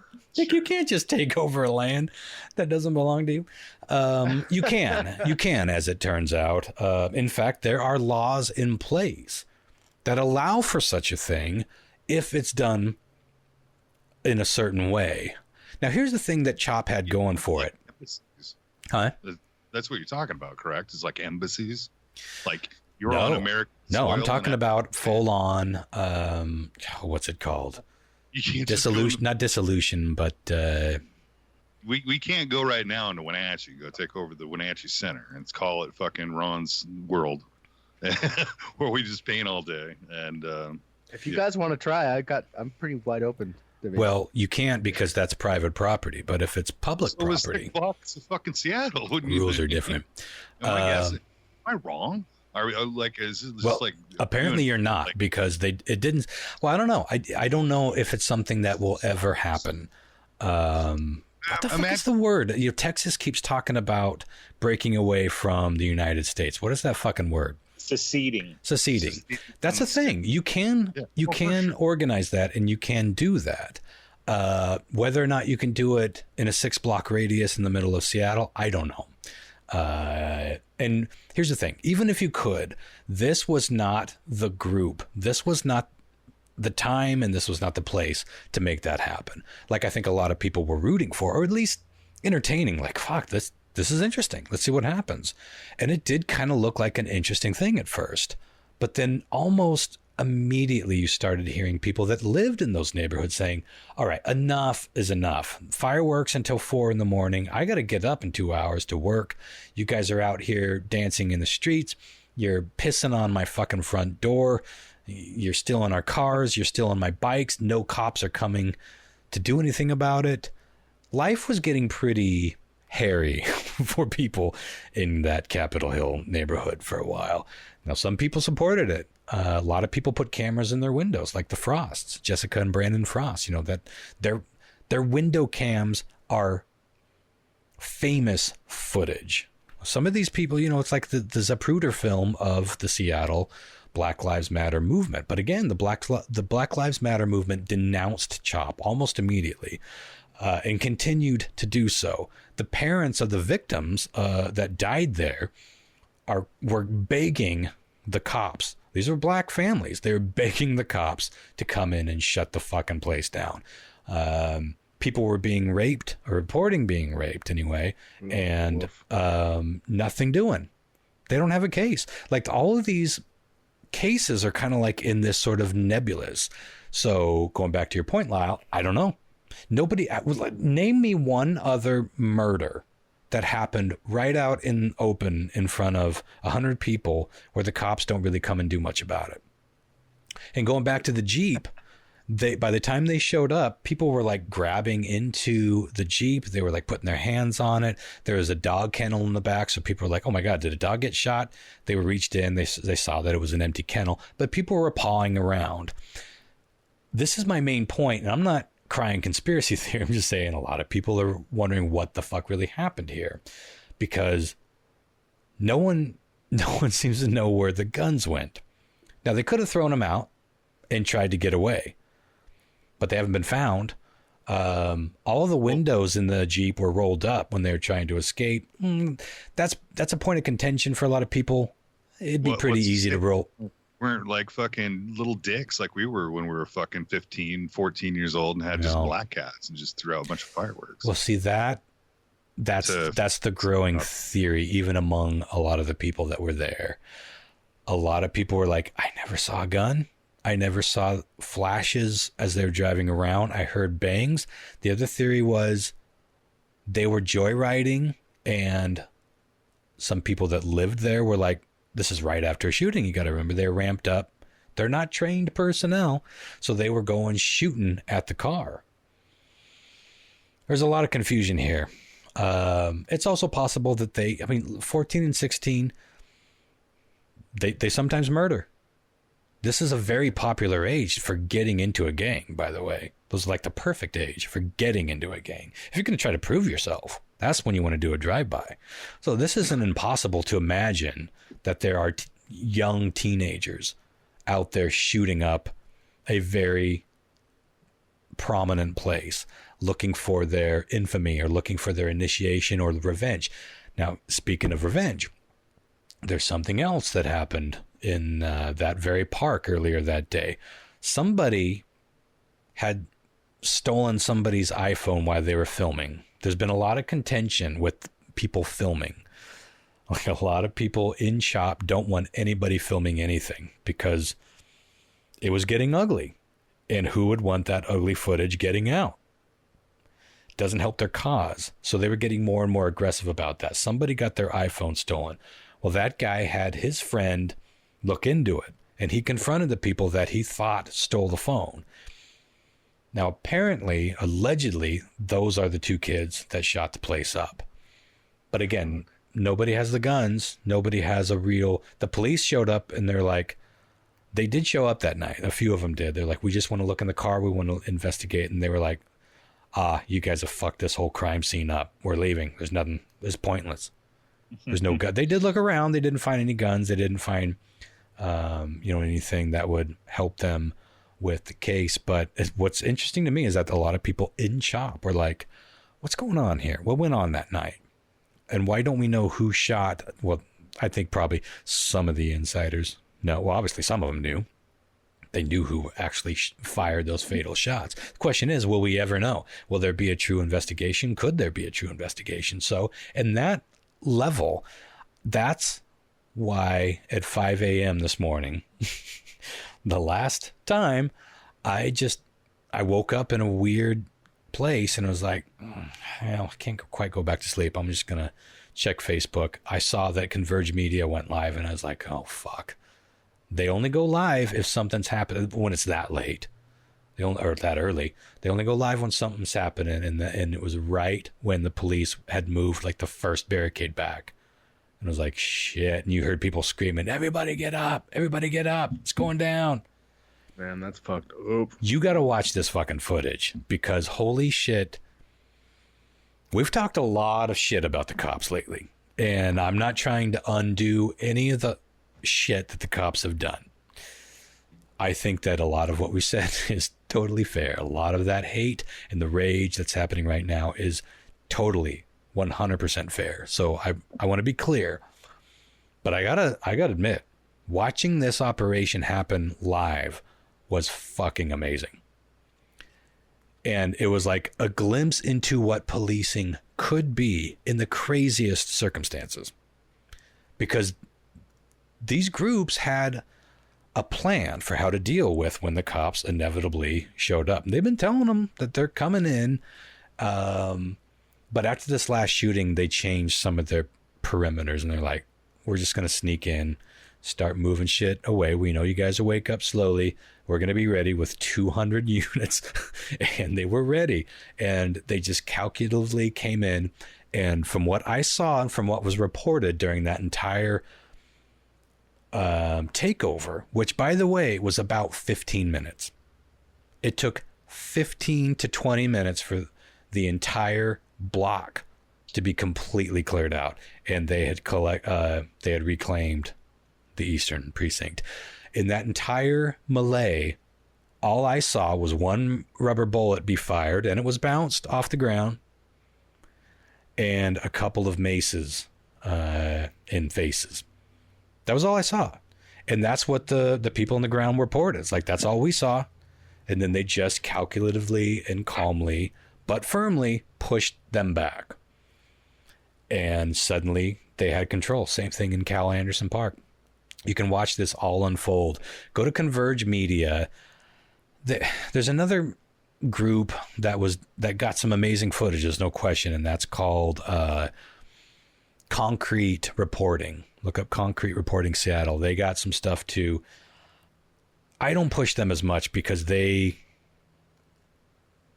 were more of a propaganda machine. They were just trying to further the agenda no matter what. So that wasn't journalism. Why were you up at 5 a.m.? What? I'm telling you, man, I wake up that early. I've told you guys, I've been gripped to this fucking story. You have to. But I always wake up. I always wake up at odd. Like I said, I wake up and I'm like, tide went on last night. Drink half a gallon of water, pet my cat, go back to sleep for another 2 hours. Or walk past a computer where shit's going nuts and I'm like, oh, here we go. So that's how it all happened. And it's been like that every step of the way. So CHOP is no more. The question is, what's going to happen moving forward?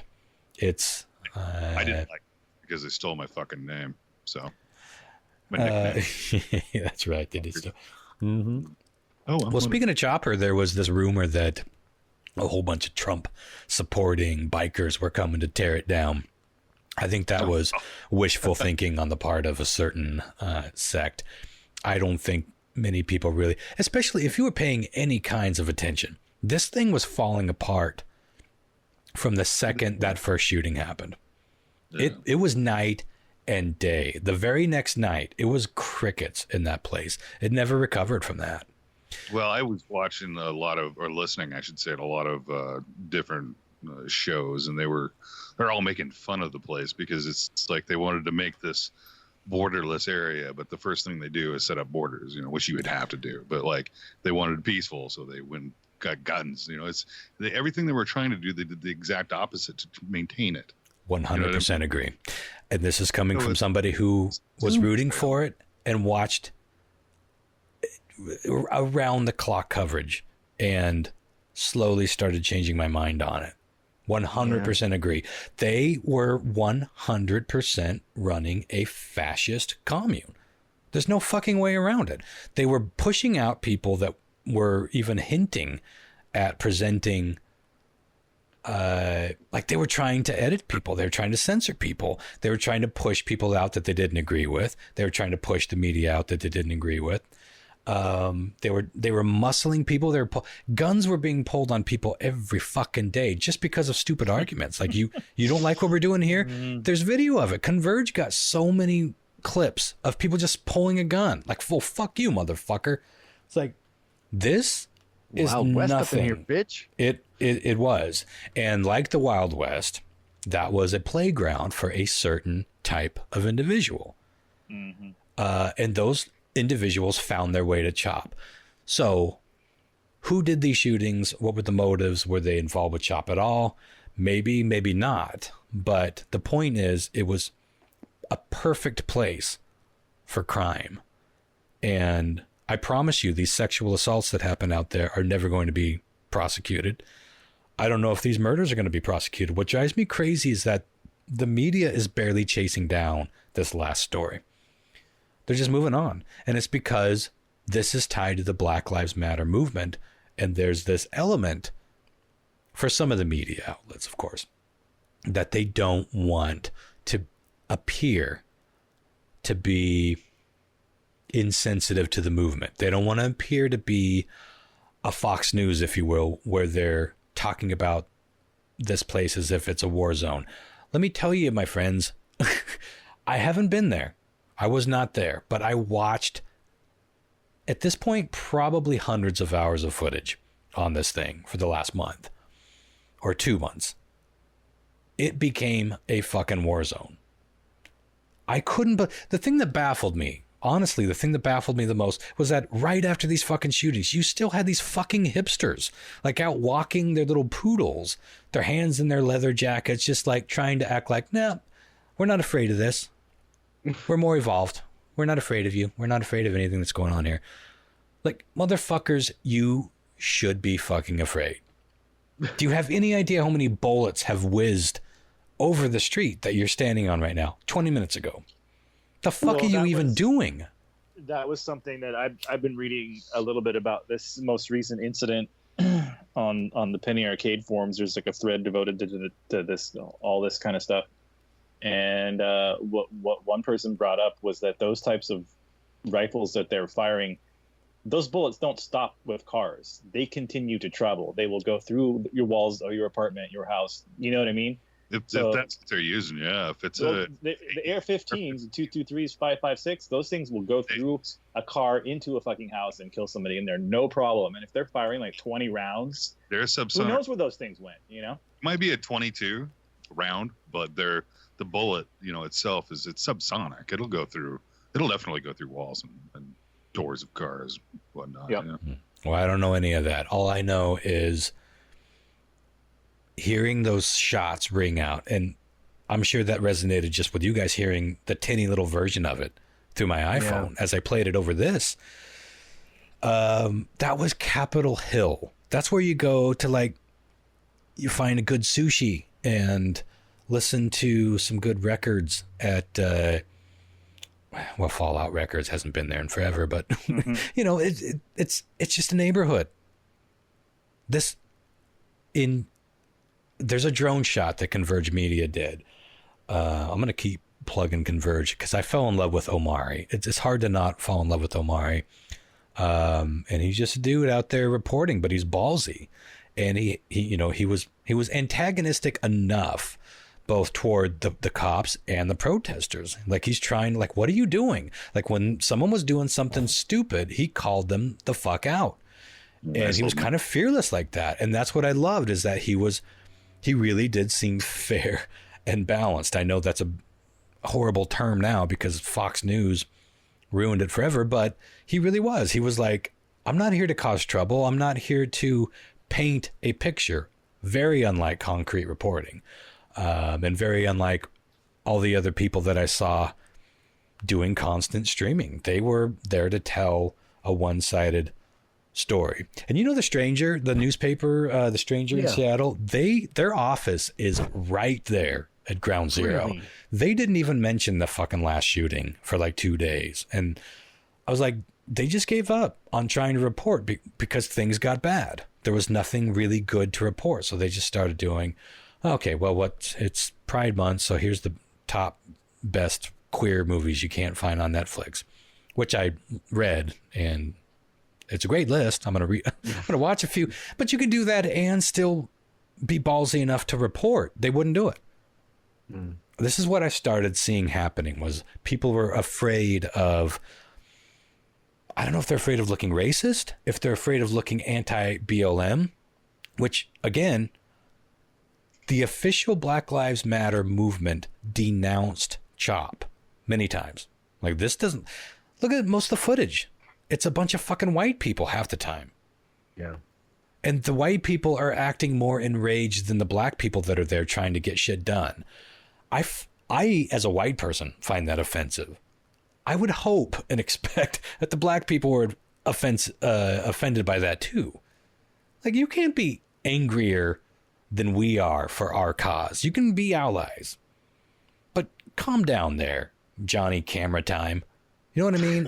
Like this was the selfie revolution, and that was my first realization that this is not what I wanted it to be, and not what a lot of us hoped it would be, or even if we didn't care about it, we're just like, I think we were all wrong about what it was going to be. The selfie revolution. I saw so many people walking right up to the fucking cop line today, because there was a new cop line, getting their selfie, flipping a cop off, and then running away. Yeah, for their social media. They got their selfie. They're done. Yeah. They don't care about the revolution. They don't care about black people. They don't care. Well, maybe they do, but they're just being pussies about it. If they can handle it from their bed, great. But they still wanted that fucking... Can you imagine being a black person going through all this shit and then seeing that? Is that helping? Yeah. Or is that making us look even fucking worse? All about those likes and that dopamine you get when you get those likes, you know? It's we all... some of us have had conversations about this in private messages lately, but we all have friends who can't help but live every fucking moment on social media. Yeah. They turn it into like, this is an opportunity for us to get a little mini video. I start to feel guilty for putting like pics of my kid up. Like it's so, because I feel I see that so much and it feels gross sometimes. No, you have a duty to put pictures of your kid up, because that's not you with your dipshit buddies saying, all right, well, it's noon and we haven't posted since 11:45. What are we going to do now? You know, that's not you being needy. That's you sharing your life with people. That's what social media should be. It's like sharing your life. You guys want a little palate cleanser here? I got a funny little audio. The love of God, yes. All right, so my kid he's entered that phase where he'll start like singing, but it's just more like howling that sounds like a banshee. It's really bad. Ooh, and I could work with that. So techno song. I'm in the car and I'm gonna play this clip for you. It's about 30 seconds long and there's a couple of very long pauses, but the fucking comedic timing of this kid sometimes kills me. Like, I'm dying at the very end of this. Okay, here we go. No, this doesn't sound pleasant. I warned you. Oh shit, hold on, what's going on? Okay. I must have the audio on okay. I've got it set to imaginary. Okay.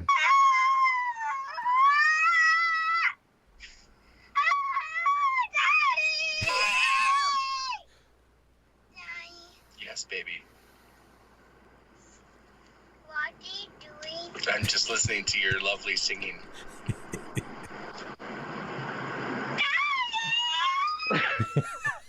Takes it right back in. We could make that the next Ministry hit. I don't know, man.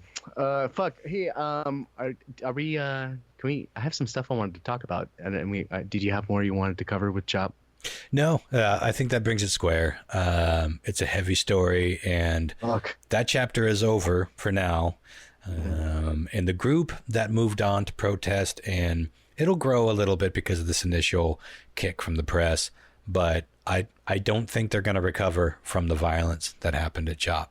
I think that a lot of people are like, oh, that's one thing we can all relate to. A bullet in you and then you die. So do they plan on going anywhere else? Yeah, they're marching. I think they marched tonight to the Western Precinct, and at one point they had occupied the yard in front of the mayor's house. And but we'll see. We'll see if any of their demands get met. They're holding up traffic, last I checked, on I-5, which I'm never a fan of that kind of protesting. I get it. I get that that's a really easy way to cause mayhem and get attention. But I don't think that's the way to win hearts. It's got to be a better fucking way. Yeah. I was ready to punch a grandpa today for being held up for 2 minutes. Look, man, I heard it. You gonna move rage. Yeah, you could hear it in my voice, right? Like I get a little shaky. Hey, how about you move that fucking car? Like, fuck you. It's like, what are you goddamn doing? Life isn't difficult enough. It's just making up shit to be pissed off about now. We got enough. Jesus Christ, if we can't be decent humans right now. What if as you drove past that car, the guy was in the front seat, and right next to him, you finally saw there was a passenger, and it was like a little 16-year-old kid wearing your hat. And he was like, "Grandpa, what? Oh my God!" I don't know what I'd do. I still feel like if I ever ran into that guy, he wasn't 16. Or you'd be like, "Guess what, motherfucker? I've been doing push-ups." You know, I have been. I've been doing 100 full-on push-ups a day. Nice. Yeah, I'm getting back in shape. My gut doesn't know it yet. I'm going the opposite way. Yeah, the guts. Well, I was too until about a week ago, and then I'm like, you know what, Jesus Christ, I'm inching toward 200 push-ups pounds a day, starting today. Yeah, I went from 19 to 100, and like real push-ups, you know, like challenging, but not so I can kick that kid's ass, just because I feel like my bone density might be Triscuits. How do you feel after that? I mean, like, how do you feel now? I feel normal because I feel like, oh yeah, this is what it like. It's weird. You can. I have this. The funny thing about me is, you would not think of me as a muscly dude, but I bulk up really, really quickly. Like bodybuilders would love to have my whatever it is, my DNA, my muscle build. I have no interest in being super muscly, but if I lift like 25 pounds, like 25-pound dumbbells for, you know, a few reps for 20 minutes a day, I get some pretty impressive biceps in like a couple of weeks. My whole family's like that. We just bulk up quickly. Oh. But I can also feel it. I can feel my arms tightening, and I feel less shaky when I'm leaning over the bed to pick up a used condom or whatever. That's a real thing that happened. I leaned over my bed to pick up a condom. I'm like, ugh. I was shaking. Jesus Christ. What are you, 90? Well, we used to skateboard all the time, so you used to be in good shape. I remember that. My whole life I've been in good shape, yeah. Not ripped, but in good shape. This, I look down and I see a little bit of gut. It's not that I hate what I see. It's just I don't fit into any clothes, and I've been living in pajamas. So when I get into my loose jeans and they're snug, I'm like, oh boy, can I imagine getting into my actual clothes right now? Can't. Couldn't. Yeah, won't. Real talk. I kind of gave up the notion of going back to the gym because not for me, not for now. So I went and bought. Not for me, not for now. Get flattening. Yeah. So and I have. I'm real happy. I remember when we first got quarantined and we were talking about gym stuff. You had for the love of Christ, stay out of the gym. Yeah, we were just like, you're like, hey, I'm gonna go, and I'm like, bro, which is like, it's like a terrible idea, and I'm really glad. Yeah, but it's a couple hours, no big deal. Well, I think Fauci just came out and said like the worst things you can do right now are go to a bar and drink, and 100%. Go to a gym. Knocks the community down, yeah, and gyms. And you know the thing about drinking, especially, is you get in that sort of, it lowers your immune system. And it lowers your ability to understand what you're doing. It makes you that mask is going to come down. You're like, you know what, give me a hug. I know we said no hugs, but give me a hug. And you get all spitty. You talk louder over the jukebox. I have no idea what you're saying. You know, we don't hug anymore, you and I. Yeah, give me a kiss. No. Oh, yeah. Hey, well, here's an interesting. I wanted to, now that we're back to Coronaville, there was something I read today that really shook me. Well, and I think we all understand this, but actually hearing it this way, the perspective is shocking.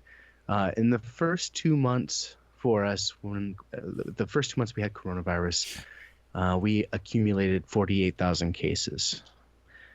Today we had 48,000 new cases. Yeah, one day. Just today. Yeah, you know what is interesting though? Almost every stat that I read says that the mortality rate has not gone up. That I find interesting. I mean, in terms of percentage. So the amount of people that are getting sick and dying has not gone up, even though that more people are getting sick. Some of the younger crowd are getting a little bit sick. I'm telling you, man. Well, yeah, that, and we're not putting people on fucking ventilators 2 hours into being sick. This is a weird thing, man, and some people are going to have to answer. By the way, have you seen the great news that we're all prepared to take? That new swine flu coming out of China that's looking to be a pandemic. Yeah. You know, here's what I predict. If this actually becomes a thing, we're all going to collectively say, fuck it. We're going to take off the masks. We're going to be like, you know what? We can't live like this forever. So fuck it.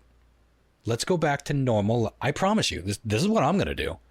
And I have followed the rules to this thing to pretty much a T. I've gone back and forth on whether or not I believe the virus is as potent as they've said, but I've never been so confident in that thought to just not wear a mask or go out and about or hang out with friends. I've done all the things, but I'm telling you, if we go straight into the second wave of corona, into a new swine flu, on top of heading into cold and flu season, none of us are going to just say, yeah, we're going to be home for the next year. We're going to call bullshit, and we're going to say we're going to go out and live our fucking lives. A lot of us are going to die. At that point, we would be stupid to not. I'm sorry. We can't take another fucking pandemic. Right. I fit right in the category of fucked. Fucksville. It's a little place called you're in deep shit and you're kind of fucked. Yeah. Right in the middle. And I visited. Here's pretty this time. It's real shithole now. With the sense that, like, if you're sick, you should be quarantined, and the people that are healthy should go to fucking work. That just, it makes sense. But not fucking quarantine the people that are not sick. No. That doesn't make sense to me. Well, we can't. You know what I'm saying? We can't do it. We can't do it because we're not that species. Financially, did you ever hear the theory too? There's a theory that the big bank and big pharma was the ones that actually are all behind this. Of basically the whole economy shut down, so it's giant bank grab. They could just take basically all your houses and shit, sweep the table, so to speak. Why? There's no so one many will have any fucking money to buy conspiracy them. theories. Why would they do that? The banks don't. But why? No, no. What are you gonna do with an empty house? Do you know how many, how many houses in Detroit you could buy for like $50 because nobody can buy them? What are they gonna do with empty property? Those are there. Well, you bought a $300,000 house and you're down to $200,000 you already put into it, and you only got $100,000 left. And guess what? Now you can't pay your bills. It's a grab. You know, for what though? It doesn't benefit them at all to like the bank property that nobody else can get. They could just resell it. But they can't because nobody can buy it. If people can't afford to pay their rent, they can't afford to buy a house. Eventually, so that makes no sense. People will be able to have money again. Yeah, it doesn't make any sense. I've heard some. It's weak. It's a weak theory. I've heard a lot of theories. This is conspiracy theory. Isn't it crazy how almost everybody is believing some conspiracy theory right now? Well, I'm not saying I believe that. I'm just saying that. Well, I'm not either. I'm just saying there's never been more conspiracy I'm saying theory. it loud. I believe it. Bring it. It's a bank swipe. Bank's trying to steal all your money, man. Like the bank wants my house. It's like you got some fucking work to do to get $400,000 out of this puppy. That makes about as much sense to me as the overlords wanting to destroy their worker population, because then what? Then they have no more worker population. Like, so they would have it. What's the point of that? Like, hey, speaking of working, John Mark, has there been like a Amazon meeting of sorts about this new proposed tax situation? I haven't heard anything about that. That's one of the demands from CHOP, and that's one that apparently is being seriously considered. Now, I don't know the details, but it's a specific. Amazon is getting some sort of tax break. They want that eliminated, and they want additional taxes put onto it. This is not an uncommon thing when you have a multi-billion-dollar business. People go after it for taxes. Now, my first thought when I hear that is we're just likely to see what happened with all the multi-billion-dollar businesses in California, where they tried to apply similar tax things to them. They're like, all right, fuck you. We're going to Texas. Right. And they did. And they took all those jobs and they took all that income because the government said, we want way more fucking taxes. And they're like, fuck you. We're going to Texas. I feel like that could happen with Amazon in Seattle. How many jobs? Do you have any idea how many people Amazon employs? Oh, fucking hundreds of thousands. Like if you're talking about from anywhere from like, are you talking about? I mean, just like Amazon in Seattle, or, just like on like location like, specific, like Seattle. I don't know, like 50,000 people or something. Think about the ripple effect of that business leaving Washington. Don't know if it's the right answer, but it's one thing that CHOP has asked for, and at least a couple of senators. Yeah, if they left the state, it would fuck a lot of people, because it's not just Amazon employees that are working there. They hire so many people that are like me, right? Yeah. That work kind of peripherally around Amazon and are there because Amazon is there. If they went away, people that need to be there physically to service the people that work for Amazon, there's no reason for them to be there. So yeah, we shall see. One of many interesting points to follow. Well, how about this? Unless anyone's got anything else to bring up, why don't we get on to a round of news quiz? I know I could use some. All right, you guys ready for this? Wait, hold on. Y'all ready for this? Sorry for that false start there. Yeah, it was like a ruined orgasm, really. We don't want to get DNC. All right. Question 1. Walmart recently faced a ton of scrutiny when it was discovered that the world's largest retailer was selling shirts on their website that seemed to mock the Black Lives Matter message. What was on the shirts that Walmart.com was selling? Was it A, All Lives Matter, B, Blue Lives Matter, C, Irish Lives Matter, D, Homeless Lives Matter, or E, all of the above? Well, we can get rid of C because we can all agree on that, right? Homeless lives don't fucking matter. Walmart is an interesting organization. They do seem to be, I mean, doesn't it feel like it's more of a conservative operation? Yeah, sure. Kinda. Who's going first here? You are. We're going to go tradition. I feel order. like All Lives Matter. Boy, I'm going to go with Blue Lives Matter. I would believe either All Lives or Blue Lives, but I think Blue Lives at least. It's not quite, well, maybe it is as much of a bitch slap to Black Lives Matter, but I mean, All Lives Matter is basically the ultimate bitch slap to that statement and that movement, but yeah, I'll go Blue Lives Matter. Okay. Seems like the narrative most people are starting to push. John Mark? Man, I'm going to go with the, was it A, B, C, D, E? You had an E this time, right? All of the above. Yeah, I'm going to go with the ever elusive, the only rarely appearing, probably a green herring, E, for all of the above.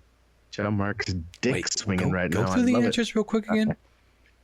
It was All Lives Matter, A, B, Blue Lives Matter, C, Irish Lives Matter, D, Homeless Lives Matter, or E, all of the above. They were selling all of these t-shirts.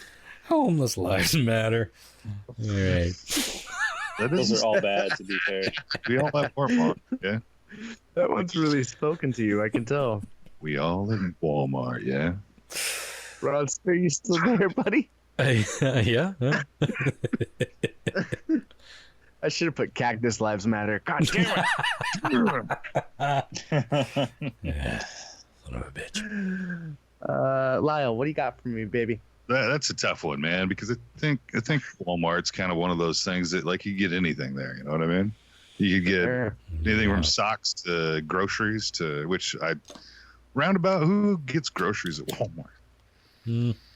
I have, but I don't. Under emergencies? Yeah, I don't either. It's, but yeah, I'm gonna have to go with all the above. I think there's probably a little niche here and there on everything on that. Okay. It's time for sales. You know what I mean? Try to get that shit. Up there. Sure. Fireside sales. Mm-hmm. All right. Question 2. A 62 one more time. A 62-year-old on a really big stage. Fuck up. Fuck up. Question 2. A 62-year-old French man suffered a uncommon side effect when he contracted coronavirus recently. What was the side effect he experienced? Oh, was it A? He suffered through a unwanted 4-hour boner. Ah, mais oui, oui. Well, they say after 4 hours you got to go to the hospital, right? Was it B? Sacre bleu. He suffered. Was it B? He suffered through 48 hours of severe short-term memory loss. From the boner pills? Oh, sorry. Okay. Yeah. Was it C? For a noticeable period, he was unable to see the color red. Interesting. Or was it D? For several days, he was unable to produce tears. No tearsing for several days? He could not tears for several days. Tears. Well, Yep. one more time. No tears. I'm going to go through this real quick. A 62-year-old Frenchman suffered an uncommon side effect of coronavirus. Was it A? He had a 4-hour unwanted boner. Was it B? He had 48 hours of severe short-term memory loss. C? For a noticeable period, he was unable to see the color red. Or D? He was unable to tears for several days. Ronster. It's tough. I feel like I can eliminate the Cabona virus. I don't think that seems like a pink herring. Now we have heard about taste and smell, so I feel like I wish somebody would go through and listen to all these and just make clips of every fucking time you did that on the right answer. Like, dude, square things with H. That doesn't seem likely. What troglodyte would pick that? I'm gonna go with the guy that can poop 3 turds at once. I think that the not seeing right is probably closely tied to not smelling and tasting right, which is a known symptom, although you would know that. So that would be a good herring as well. But I'm going to go with that. He couldn't see the color red. Okay. Is that a Charvel song or Charvet? What was that song? I'm sorry. No, that was Warrant, but that's Seeing Red Again. The Kid Band. The Kid Band? I don't know. Girl. No, John Mark. Charvel. I'm gonna go with the no tearsing. Tearsing. God damn it! I better not be no tearsing. No more tears. Call it off, you said. I'm not a big firm believer in the boner. Explain. Wait a minute. Not a big firm believer in the boner. The boner and the hypochondria boner. I had a theory behind it. God damn it, I forgot what it was because I forgot the answers. Can you repeat those answers? It was boners. It was the unwanted 4-hour boner. It's memory loss. I think it's the memory loss because I think it's a shock. You when you're told, it's like saying you told you got like cancer. You know what I mean? And it not really like in that high of a thing, but like somebody, hey, dude, you got coronavirus, man. And the first thing you're going to think is like, oh, God, I'm going to die. You know, and then you start going through your head all these other scenarios. And like, I think memory loss would be kind of like one of those things, yeah? Wow, I wish you could just still smoke weed. I don't fucking remember. I just want to get baked and have a conversation where we're both talking like that. You know, it could happen. I might talk to my doctor about it. Let me know. I think you know what? Did I tell you about that? I did tell you about the fucking... come out. We're on the phone. Well, the 5-year thing, man, it doesn't fucking matter, right? I can smoke weed for 5 years. Oh, yeah. Is it the kidney transplant thing, right? Mm. Yeah. Okay. Fair enough. All right, let's move on. Question 3. We got 2 left here. Recently, the Swiss have ended their lockdowns on brothels and sex worker services. Hoorah! To put patrons' minds at ease, they've drawn up some rules and requirements which they plan on implementing to minimize the risk of transmitting COVID-19. One of the biggest rules that will be put into place is this. Is A. Patrons will be required to wear breathing apparatuses similar to what a diver wears. Nice. I mean, weird. A little muff diving. Wearing a gag ball. I mean, wouldn't that make where you would? How deep are you going? Eating pussy all the way from down now to on, I'm going to Pacific call Rim. snorkeling. Oh, that's great. You down there? Yeah. Want me to go snorkeling? Or, all right, is it B? Just nailed the whiskey. Woo! Want me to go snorkeling or? What would you? You want to give me a little road snorkel or going down? I love that tone for like sex talks. Like, you want me to something or something or Just or watch. no? All right. Snorkeling. All right. Is it B? Sex workers will only accommodate 2 specific sexual positions. Ooh, like doggy and positional distancing. Interesting. Yeah, positional distancing. There you go. Is it C? Customers will be required to wear a plastic full-body poncho that has a hole in the crotch area. Oh, Mamma Mia. You remember the Naked Gun full body condoms? Or was that Hot Shots? Which one? This is one of those movies. I think it was is Naked it Guns. the ones that glow in the dark or whatever? No, they were just like they were literally full body condoms. Oh, you know how hot that would be? Holy shit. Safe though. You could lose 10 pounds in one of those, right? There you go. There's your exercise. Flip one into one of those. You'd sweat it out. 10 pounds. Or is it D? They're basically going to operate with glory holes only. Oh. Let me go over those one more time. Good answers. Going down to the glory hole. Because we don't know that this thing spreads through jizz or pussy juicins, right? Well, even so, they'd probably wear a condom if they're, Oh, you're right. Yeah. But so glory hole. On your dick. Just to recap, the Swiss have ended their lockdowns on brothels and sex worker services. But to put patrons' minds at ease, they're implementing a bunch of new safety features. The biggest one is A, patrons will be required to wear breathing apparatuses similar to what divers wear. C, excuse me, there was a B there. We just skipped right over it. B, sex workers will only accommodate 2 specific sexual positions. C, customers will be required to wear a full plastic body poncho that has a hole in the crotchal region. Or D, they're basically going to operate with glory holes only. Ronster, what's your wiener tell you? Where's it going? I want you to know. I gotta go glory hole. I think that is the ultimate in.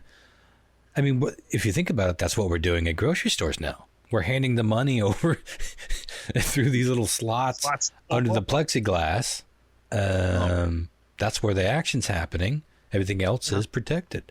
So you could cough, sneeze all you want on that wall. Oh, you got a good point. I didn't think of that. You could see what you did. If Chris made this up, he's onto something, because this could be how, there's all these articles coming out that you need a fuck buddy. Like, you need a fuck buddy during these times. It's clinically proven. Look it up, folks. But you should just pick one and stick with it. But if you don't want to pick one and stick with it, I think glory hole is the plexiglass supermarket window of the humping life. That's fair. I mean, you put a good analysis to this for sure. I Ronaldized it. Mm-hmm. All right, Ronaldized it.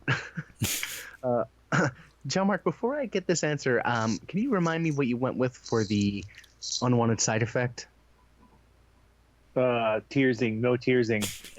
No more tears. No more tearsing. Now, what will you go with for the sex worker safety implementation?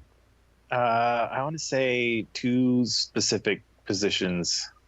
Okay. What do you think those positions are? Fuck if I know. I've never tried that one. Wouldn't 69 be the best one? Maybe. Because you would be away from the face vapors. You would think you'd want to keep your mouth away from everything. 69 and doggy style, I think, are your best. Well, it's not your lover, dude. It's like it's somebody that's been loving the whole world. I don't think you want to go down on that meal. You know what I'm saying? I mean, unless you ballsy and you just, I don't know. But this is prostitution. I mean, you don't want to go like 67. It's not really close to 69. It's close. Let's see. A So few numbers John off. Marks went with sex work B. What are you going to go with, Lau? I'm sold. Paying to Ron's got detail me someone fucking- else's car. That's it, I think. Ron's got me sold on the fucking. Well, because you think It's nature's glory hole, sneeze guard. It's not the first time I've heard somebody say Ron's got me sold on the glory hole. That's so weird. That's not the only thing. Oh damn. Well, no, like the first initial, like when you say it, I thought, well, no, I don't think so, because then like you don't even know who's behind it. You could be like paying for somebody like a Paris Hilton and then end up getting Rosie O'Donnell. Open your mind. Or a relative. Or, you don't know, but a plexiglass, something you could actually see on the other side. Somebody's had to accidentally have fucked a relative through a glory hole, right? Somebody. Probably accidentally, on purpose. I'm sure it happens all the time. You never know. We're not going to go there. All right. I'm going to go. I'm going to go with the glory hole.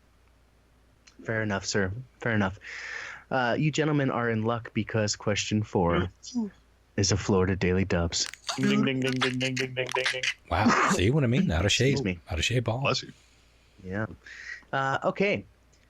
A couple of months ago, a Florida man got a bit of a surprise when he was in a crawl space under his house and he found a jar that contained this. Urine. Was it a small collection of preserved kitten embryos? No, gross. Ew. Okay. We're ghosts, meow. Was it B, a bronze casting of the previous homeowner's impressive erect penis? No, I got a bunch of those. Bronze casting in a jar. Okay. Mm-hmm. Was it C, nearly 200 slave deeds and sales receipts? Oh, man, where was this at? Florida. Oh, yeah. Duh. Or was it D, a bunch of human tongues? Like a bunch, but like how many? You got to guess. That's like the a game. whole collection. I'm going to Murder say of tongues. 17. It's one of those raffles. Guess how many tongues in this here jar? You're gonna win a. It's for the $20 American gift Heart cert. Association. Holy snikes. Tough. I am going to say, boy, the bronze member is really an odd thing to imagine being in a jar. So I'm going to use that as the reason that I guessed that one. B. That doesn't make me feel good if I wrote that. Or does it make me feel good? I can't tell. Do any of these make you feel maybe I good, didn't. Chris? Come on. If you rub it, it might make you feel good. Where'd the genie? I don't know if the genie's going to come out, but something. Something will. It's okay. It's You easy to gotta watch rub it as me fast as you the want to. right way. Jamak. What were the answers again, real quick? A small collection of preserved kitten embryos, bronze casting of a dong, 200 slave deeds and sales receipts, or a bunch of human tongues. Slave deeds. Let's go with the tongues. Oh. I would believe the tongues over the slave deeds because Florida just seems like it's not really that south. I mean, it's south, but it's not that It's south. the southest. Is it the southest? Is It's Texas? I think Texas might be lower. Well, you know what I mean. Like I'm talking about like slave. But it's definitely stuff. south, yeah. I don't know. I've seen a You lot get of a weird map. shit underneath houses, and it's not glorious at all. Not- Really? Not glorious. Not No, like you'd imagine. dude, I've been in thousands of crawl spaces, dude. Thousands. And I can tell you Same. story. Black widows, By the way, my mom says hi, Ron. like the body is still Been a long time. That's not even counting its legs. Like huge fucking black widows, dude. I found like jars full of like coins and shit too. A lot of newspaper. A lot of people don't know that a lot of houses that are built around here that they used old newspapers from the 20s and 1900s for insulation. So you find a bunch of stuff like that. So to find, I think human tongues, might be something to write home about. I think. Sure. Well, any of these would be, to be fair. Now, before we move on, you can put a tongue in a jar. I don't know about that, but I looked this up. The southernmost point in the United States is Key West, Florida. Who by the way, is also, like Tennessee and Kentucky usually. Well, this is southest. That's what I'm saying. And they are in a red alert for COVID-19. So, yeah, on the beach. Spring break. Okay. Let's go over the answers and see who won. It's gonna be me. It's gonna be Bron. Question 1. Walmart recently faced a ton of scrutiny when it was discovered that the world's largest retailer was selling shirts on their website that seemed to mock the Black Lives Matter message.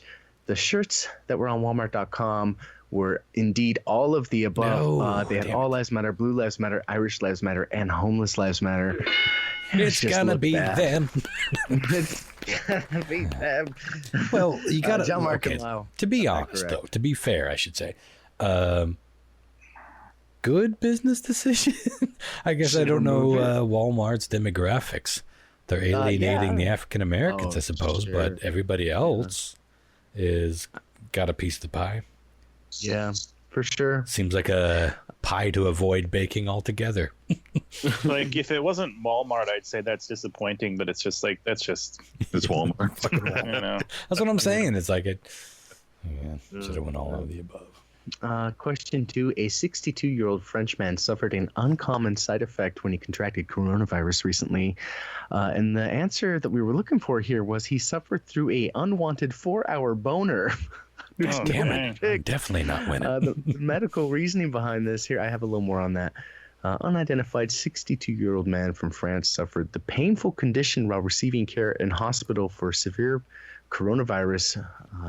His erection was caused by trapped blood in the penis, which was found to be full of blood clots. Ooh, ow, a wee-wee. A condition known as coq le bleu.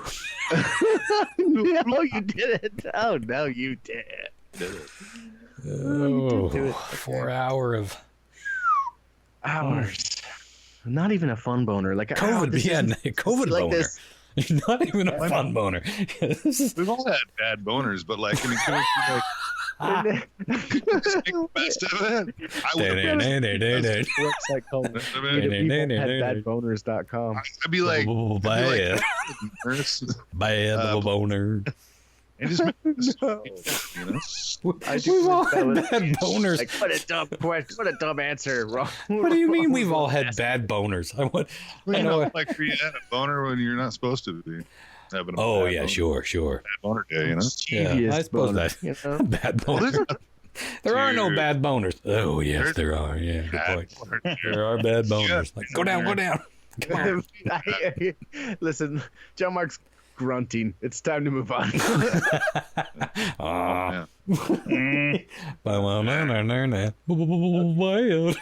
It's bad boner. Walking down the street. Walking down. An appropriate boner. Go down. Now I'm walking funny.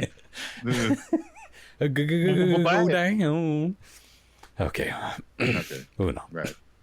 Oh, man. Nobody got that correct. Question 3. Recently, the Swiss have ended their lockdowns on brothels and sex worker services, but patrons that come in can expect to only engage in 2 very specific sexual positions. Ooh, I've missed 100%. And what are they?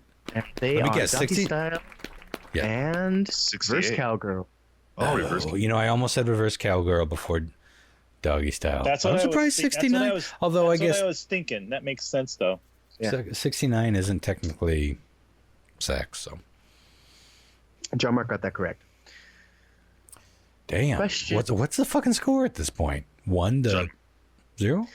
John Mark and Lyle got the first one right. Nobody got the second one right. John Mark got the third one right. So John Mark has 2 points. Rod has 0. 0. I'm goose egging this motherfucker. 0. Hey, but, Is it tough? But guess what's coming up? Oh, the Daily Dubs. A good time. Ding, ding, ding, ding, ding, ding, ding, ding. Good time. We went with different answers.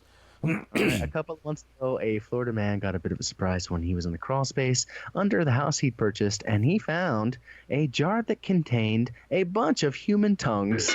Yes. I'm up 1. More on that too. Despite the serial killer potential of the story, the reason the tongues turned up was a bit more mundane. The tongues, which were preserved in the jar, belonged to Ronald Bowman, an oral pathology professor. The crawlspace, his ex-wife's house, is where he stored them because it provided the perfect climate-controlled space he needed to store the tongues. All above board. God knows how many years ago. So, Wow, that's the first goose egg I've had in a long time. yeah, it is, man. You fucking straight whiffed. Congratulations, John Mark. Lyle, a good effort, sir. Thank you. Not Thank bad. you. Second place. Mm-hmm. Second place. Thank you. All that Thank matters is Ron got 0. I got 0. Oh man, talk about a bad boner. It's definitely not All me. of them. Well, speaking of odd things that you're going to find in your house, I'm still trying to get that guy on whose sister bought a house. They started renovating, cleaning out, and under the porch, they discovered like a separate hidden room that had a homemade electric chair in it that was rigged up to its own power supply. That's Uh, I've got to get him on the show, man. That's a big John Mark's fucking story. grunting again. He's grunting again. Do you not buy it, John Mark? No. No, I was just saying that I was just thinking about that electric chair, quote electric chair, which was fucking like the gnarliest thing I've seen. I think It's horrifying. As far as the electric photo is chairs go. horrifying. It looks Well, like it's something the scary, mob or some psychopath would rig up. Well, the thought is like the crime that we have nowadays, and like the crime that we had in the 70s and the 60s, and then like even the 80s. You couldn't get away with a lot and in the 90s, because cell phones came available. Yeah. Most people had phones in their house. what did it come? Yeah, Like they were in that available, but also DNA was a In thing. the Cameras, 70s, yeah. This crazy shit that went along. That 70s people was the time to be a fucking creep, right? Yeah, dude. Yeah, you missed your calling, Ron. You missed your It was time. my too. time, yeah. I should have been born then. God, you fucking would have killed it in the 70s. You got the look. Yeah. Speaking of creep, what do you think about these allegations against Adam Savage? It sounds pretty bad, but it's so long ago. It's like, what do you? This is a weird thing. I don't know how to process this one because I don't know, man. If he did it, what I saw, he was 10 years old. You can't. I don't think. Unless you're an adult. Can we go I don't back that far and persecute kids that were doing something? You don't know what's going on. I don't know. That's a tough one. Did you see, like, I hate discussing any of these things because it's like unless you're in the courtroom and you're part of the thing, it's like kind of pointless because it's like we weren't there, we don't fucking know, and it's just like Yeah, it's true. The thing is, though, is like I was reading a little bit about it, and even his mom was like, like our daughter's had serious mental health issues her whole life, and she keeps doing stuff. That's know a what I mean? tough thing to be accused of. For anyone that doesn't know, Mythbusters and tested Adam Savage. He's been accused by his sister apparently multiple times. So there's a couple ways to look at it, and one is like, okay, well, maybe his mom is right and she's telling the truth, and maybe his sister is disturbed. And then there's the other way to look at it, and it's like, well, Adam Savage is probably paying her mortgage. Well, something like that. So she probably has a good reason to make sure that his career is, you know what I mean? So there's all kinds of fucked up things where you can look at it in different ways. It's like, I don't fucking know. Well, it's like it happened when he was like 10 years old too. Isn't it? Like they were children. Yeah. Like, something like that. That's a weird thing if we're going to start looking all the way back to when we were like 10-year-olds. 10-year-old is pretty young. That's not like being 17, that You're a little kid. I'm not saying that. Like I never raped anybody when I was 10. I knew 12, better. Sure, 10, no At way. 12, I knew better, and I went ahead. But you know what I'm saying is like it.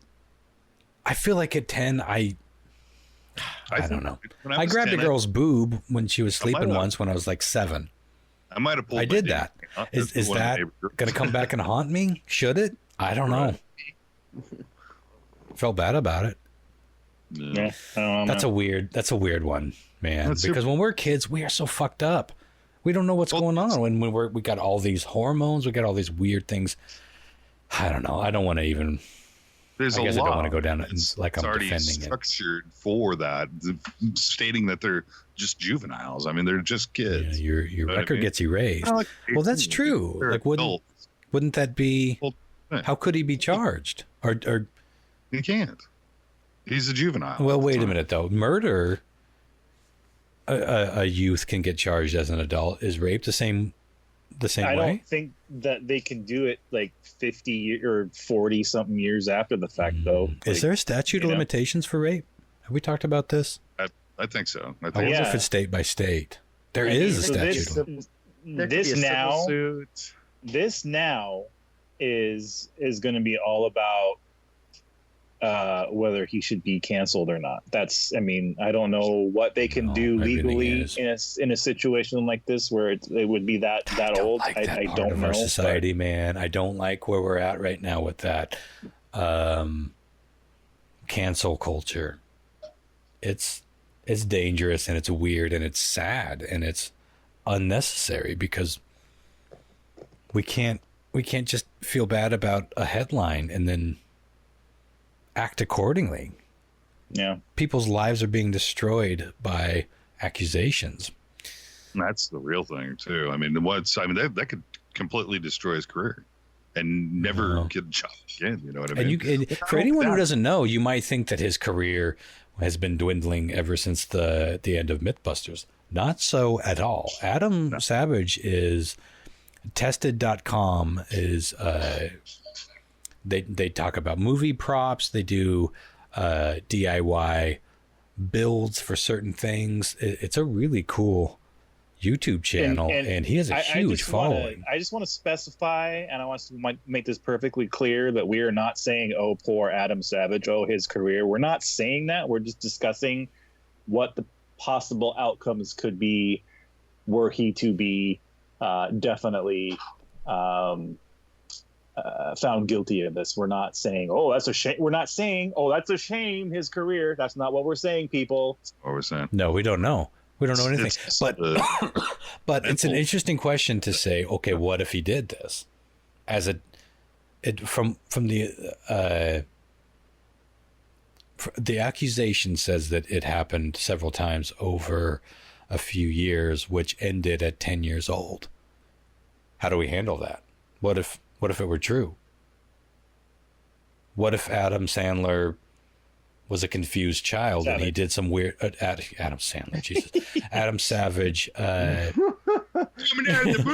what do I got for Robert W. here? Scoobity dobbity doobity boobity bobbity. Sorry. Put on your Brahmica. Okay. On that note, it's time to call this out. Let's get out of here.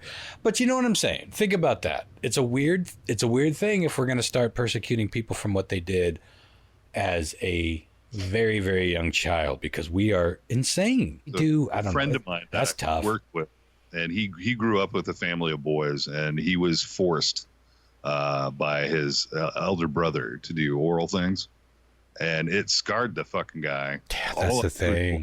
The damage is just as real. And he was older than we are, not by much. He's probably John Mark's age. Yeah. But he's not with us anymore. But that's the scrutiny and stuff he had to live with, all his life. And he blamed a lot of his undoing. He blamed a lot of his I'm not getting anywhere in life because of what happened. And he was just a kid. He was the youngest out of 4 boys. Mm-hmm. You know what I mean? So he had no choice on what happened, but he kind of let it kind of take over his life to the point where it eventually consumed his life. You know, it took his life. So yeah, it's a double-edged sword on that for sure. You know, you could be mentally fucked up for sure for the rest of your life when something like that happens to you when you're that young. You know what I mean? That's a very interesting point. The damage is the same no matter what. Oh. I don't know. It's fucked up. Whew, heavy shit. Well, tune in next week. Now, here's the thing. I know that good Lord, has it been a month since we watched Swiss Army Man? Fucking something like that. Next week, we are absolutely, the next podcast, we are absolutely going to record our thoughts on that movie. We're also going to be talking about the Jeffrey Epstein documentary and getting caught up on some amazing emails that you guys have been sending our way. So, and please send those emails. Like we do this every week, and the only feedback I ever get is when we get these little email episodes, and they're great, man. So shoot an email to Ron, let him read through it, let him read it on the podcast. Yeah. So tune in next week, and if you want to send us something, radarstationart@gmail.com or Facebook message us. Either way works, and we'll read your shenanigans on the air, as they say, next week. So tune in, and thanks for putting up with our odd schedule, our odd show format. If you listen to the first 10 episodes of How Bizarre, it's like, oh, I get what this thing is. And then we immediately stop doing that thing. But life itself immediately stopped doing that thing. So we're all compuzzled, and it's hard to not just keep talking about these topics until we're fucking out of it. This is the biggest thing that we've ever experienced in our entire lives. So it's going to be prevalent. And I just don't think it feels right to do, well, here's the top 10 ways people have died having sex. We'll get there. We'll get back there. Pretty much all my shit I bring is... No, trust me. The weird news is the weird trivia is what people are looking forward to, because it is the break. I think we need to take a break. Tonight's episode is that, like, you know, if you get a 4-hour boner, you should just give the best of it and just deal with it as it comes. Just deal with it as it comes. Exactly. Yeah, for sure. Brilliantly said. Well, tune in next week. We'll be talking about all those things I mentioned, along with 9/11. Remember those days? Doesn't that seem like a simple time? Tune in next week, gang. All right. Good night. Bye.